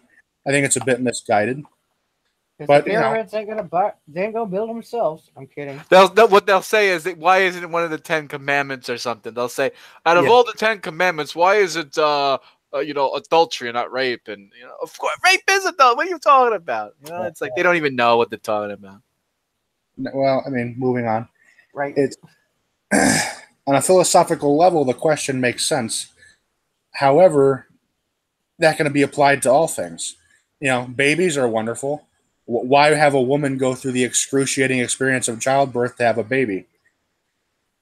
Judaism is about taking everyday human situations and elevating them into divine experiences. When God gave the Torah on Mount Sinai, slavery was a universal human institution. And so God met us at our level. God met us at our level and said, okay, you can partake in this institution, but only if you treat your servants with human dignity and if you offer your slaves every opportunity to potentially not only elevate themselves spiritually, but also get out of slavery in the process. And that philosophically is what makes the slavery we find in Judaism a complete and total mockery of all other forms of the same institution. And that would be my answer to those critics. Absolutely. We have as a human society, and Jews are included in this. The last time I think any Jews were recorded as having slaves was in the early Dark Ages. It's something that we as a civilization have simply moved past. If there were to be a king in Israel today and a Sanhedrin, I would not foresee slavery coming back. Again, it's something we've moved past. We no longer need it. There is no commandment to actively take slaves. What the Torah says is, if you take slaves, this is how you have to treat them. That being said, we've moved past it. We don't need it anymore. And so that part of the question is moot. I find a lot of what we learned today connected to the 10 Commandments. How so? Thou shalt not steal. Matthew got a really bad echo. I don't know. It's like real bad. Okay, thank you. That's the fact of the moral ramifications of what they both bring. Thou shalt not steal, kidnap. You should keep Shabbos. Don't. Just all the different. I don't know. Maybe I'm just weird. I just found a lie. I just came to It's just I don't know. Go ahead, Matthew. Maybe you finish it off. I don't know what I'm talking about. Disregard. I just wanted to say that I learned a lot today, and that Jewish slavery is actually built around auto-emancipation through the Torah. I mean, it's a much better option than in the ancient world. Taking a slave it's just a better deal than having to kill somebody, which is the other option there. And so this provides a path where we can check their progress. You know, they actually have to go through a conversion, so they can't really fake it. They're going to get quizzed. You know what I mean? And it's kind of hoped that by the time that either, you know, they get released through the Jubilee, or they actually convert, they understand enough of Jewish systems logic to be a part of the people. And, you know, that's a process. It's also a process that a recently conquered people aren't going to have the resources to bring upon themselves. They have to be taken into the community through layers, through is a word I'm looking for. I always forget the word. But yeah, through layers. And this is the first layer. And they slowly graduate through this process. They get closer and closer to the center. So I think it's very fascinating. It's very organic, you know, and that's it's a totally unique model. I didn't know I didn't even know until today that we had it. It's fascinating. And now I have some really good answers when people drop that, you know, that stuff on you. So thank you. No, I'm glad you got something out of it. I like that, Matthew. The how-to guide to you know, self emancipation. Is that the correct word to like free yourself? Auto emancipation. Yeah.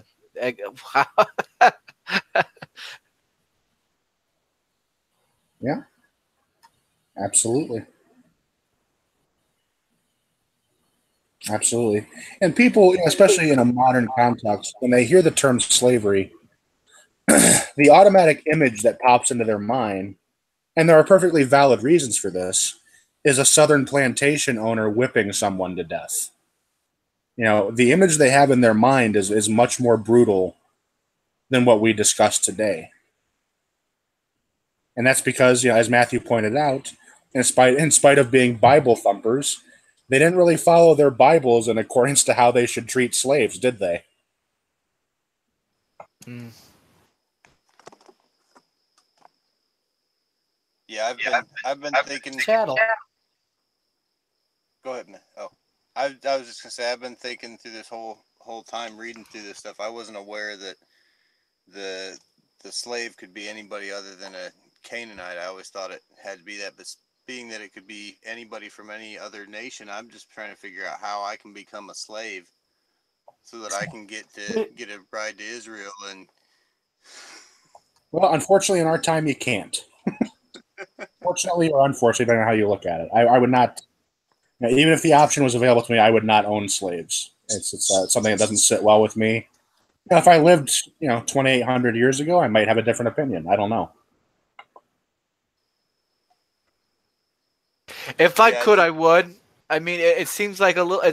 No, I say this like this. It's like a much more advanced a version of what Avraham was doing, with his tents, all four corners. People will come in, eat all the food you want, drink, get, bless Hashem, thank God, teach people a little Torah or whatever. It's almost like you like take that premise times 100, times 200, however you're gonna look at it.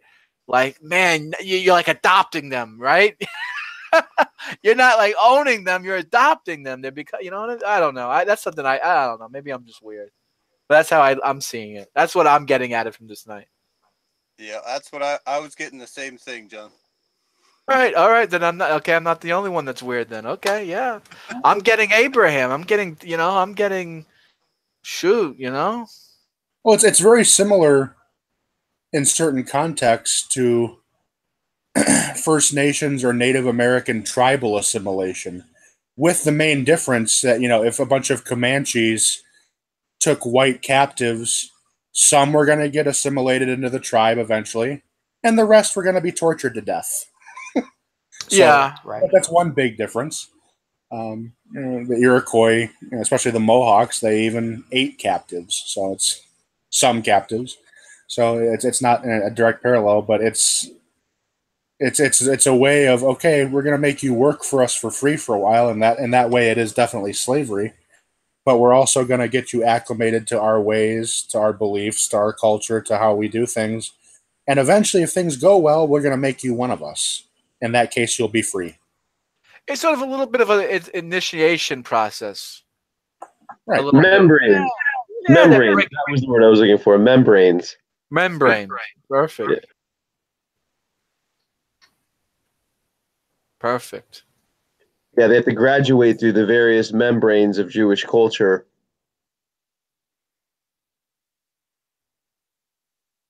Right. Yeah.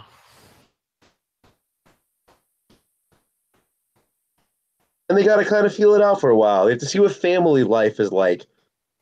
I was just thinking about my my brothers. You know, I come from a family that's kind of messed up. I guess a lot of families are, but you know, my family was kind of like, you know, scattered apart. And the truth is that over the years, we've had people kind of come and go, friends helping us out in different situations. Well, this is a 6-year commitment if you do it right. You really get to know someone around that time. They share quarters with you. They get to like really understand and learn about your customs. And they actually get to see how a Jewish household is run. And that's probably the most important thing. And I was thinking today how much I want to be with my brothers, all of us on one piece of property. And, you know, I want us all to be able to study Torah and teach my brother's kids and maybe some of mine someday.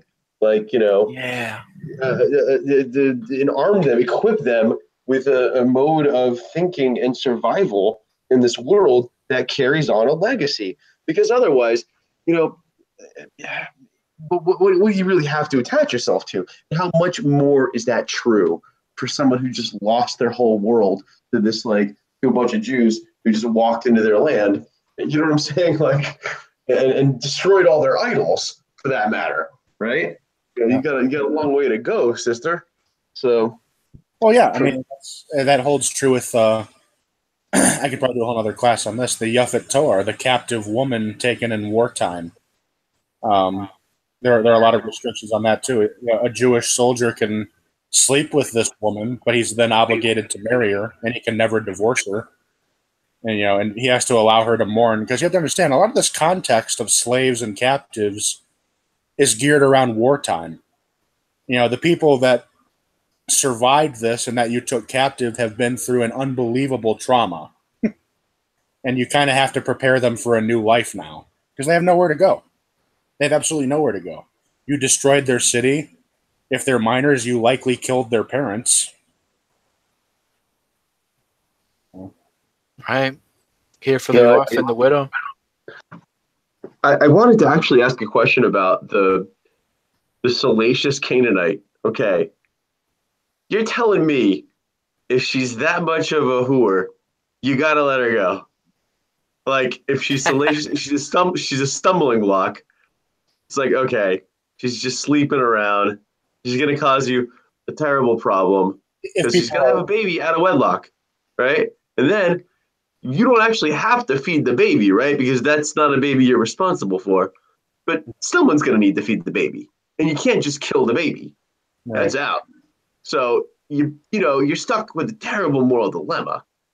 So this is actually kind of problematic, the way I see it. It's really encouraging Canaanite slave women to be it's giving them an out. It's saying, like, if you're going to just start boning everybody, you're stooping with everyone. Well, like, that's not really what it says. What it says is if other men in the community might sin because of if she might become a victim of some type of molestation, if she becomes a stumbling block because men are distracted by her, that type of thing, then you should marry her off to someone. But there's a loophole there. Okay? Any woman can easily turn herself into a stumbling block. That's not a problem. Men are nothing if not dumb and easy to your average woman. She doesn't have to be that attractive, quite frankly. So I see a little bit of a loophole here, Gav. She can kind of play the field, or she can be from, and she can be, modest and learn how to live. If she wants to go and play the field, then she needs to get married and go sow some wild seeds and good riddance. There needs to be a man that can really kind of try to hold that down a little bit, you know? That's what it seems like to me. Seems like you might get someone with that kind of disposition, but I don't know. I'll take your word on it, Gav. Like, because your interpretation strikes me as being a little watery there. Because you're saying that, okay, if other men in the community, if she's a stumbling stone just because of what? Her good looks and otherwise modest behavior? That doesn't make any sense. It happens all the time. It happens all the time when it happens, unfortunately, in the frum community today, where a young lady attracts the attention of predatory men through absolutely no wrongdoing of her own. And I see it every day. Wow. Yeah, I was thinking to myself, I was studying last week about the laws of soda. I'm like thinking to myself, why don't a woman just make it seem like she commits adultery, right? Gets the water, right? Drinks the bitter herbs, whatever it is. And she's innocent. She gets all the miracles, all the benefits, right? She like becomes like beautiful and she able to have easy pregnancies. You know what I mean? It's like, you basically say the same thing, Matthew. It's like, why don't you get the yeah. I mean, well, there's other loopholes as well. I mean, Loopholes, yeah. In order to be freed, all you have to do is put on tefillin or say a few verses from the Torah in the presence of your master. I mean, you could easily flub that and not sincerely feel it in your heart. It's like, haha, I'm freed, but I don't really believe it. I mean, that's a possibility. That's always an ever possibility, but you can't account for every possibility. I'm just thinking, like, if this person's going out of his way to want to move to Israel, he wants to put on tefillin, he wants to do all these things. It's like, of course you free the guy. I mean, it's just like, there's no other reason. I mean, whatever. It's I guess you could fake it. I guess, yeah. Yeah, you could absolutely fake it. If I was captured back then, I knew that this was the law and this was the possibility. It's okay. I know exactly how I'm getting out of this. But the reality is very few of them probably knew the law. So God's merciful. He gives us an out, even when we don't even know there's an out to take. Something to think about. All it requires is that we do a little bit of read between the lines, and boom, you're free. Yeah. Mm-hmm. Absolutely.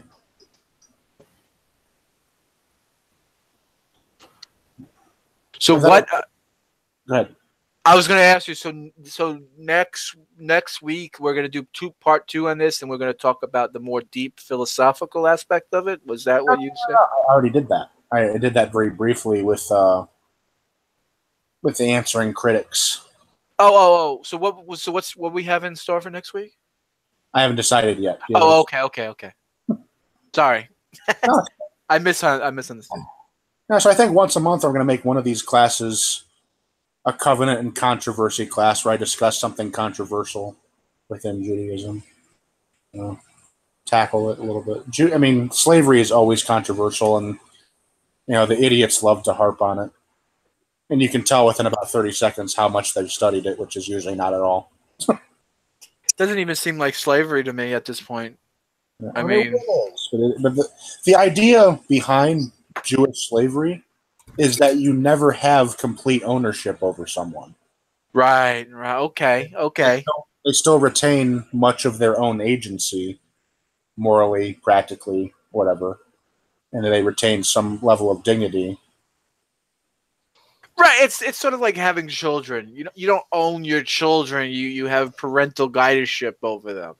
Right. I mean, this is essentially what we're talking about. A slave. A slave isn't you don't own them. You have guidance. Your parental whatever.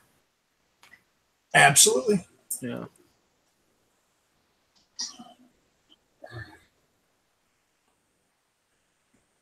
%. Okay, guys. I am going to retire. This has been a lot of fun. I learned a lot. Oh, good. We're glad. I'm glad you came. Yeah. And that was all Rambam, huh? Yeah. Mishnah Torah, yep. Good stuff. All right, guys. Good night. Good night, Matthew. Thank you, Gav. Thanks, guys. Night, Matt. Good night, Matthew. Good day. Good guy. Great guy. Yes. Yeah. It's interesting because our good friend Rabbi Asher Mazer, he was just saying this the other day. Mishnah Torah is the way to go. That's good. It's good stuff. I agree. I agree 100%. 100%. It's much better than Shulchan Aruch. Yeah, sure. Yeah. I mean, Shulchan Aruch you can get through in a day. I mean, that's not like there's. Well, no, Shulchan Aruch is much bigger because there's much more filler material. It doesn't give you just the bottom line. Rambam gives you bottom line with a philosophical explanation. Oh, okay. Gives you miles and miles of commentary. Well, you could do it this way. You could do it that way. Just tell me the law. Okay. Yeah, that's a better way. Yeah, that's good. Yeah, that's a better way to put it. And it's incomplete. Shulchan Aruch doesn't. Shulchan Aruch only covers the laws that a Jew can keep in exile. It doesn't cover anything related to the temple. It doesn't cover slavery. It doesn't cover anything like that.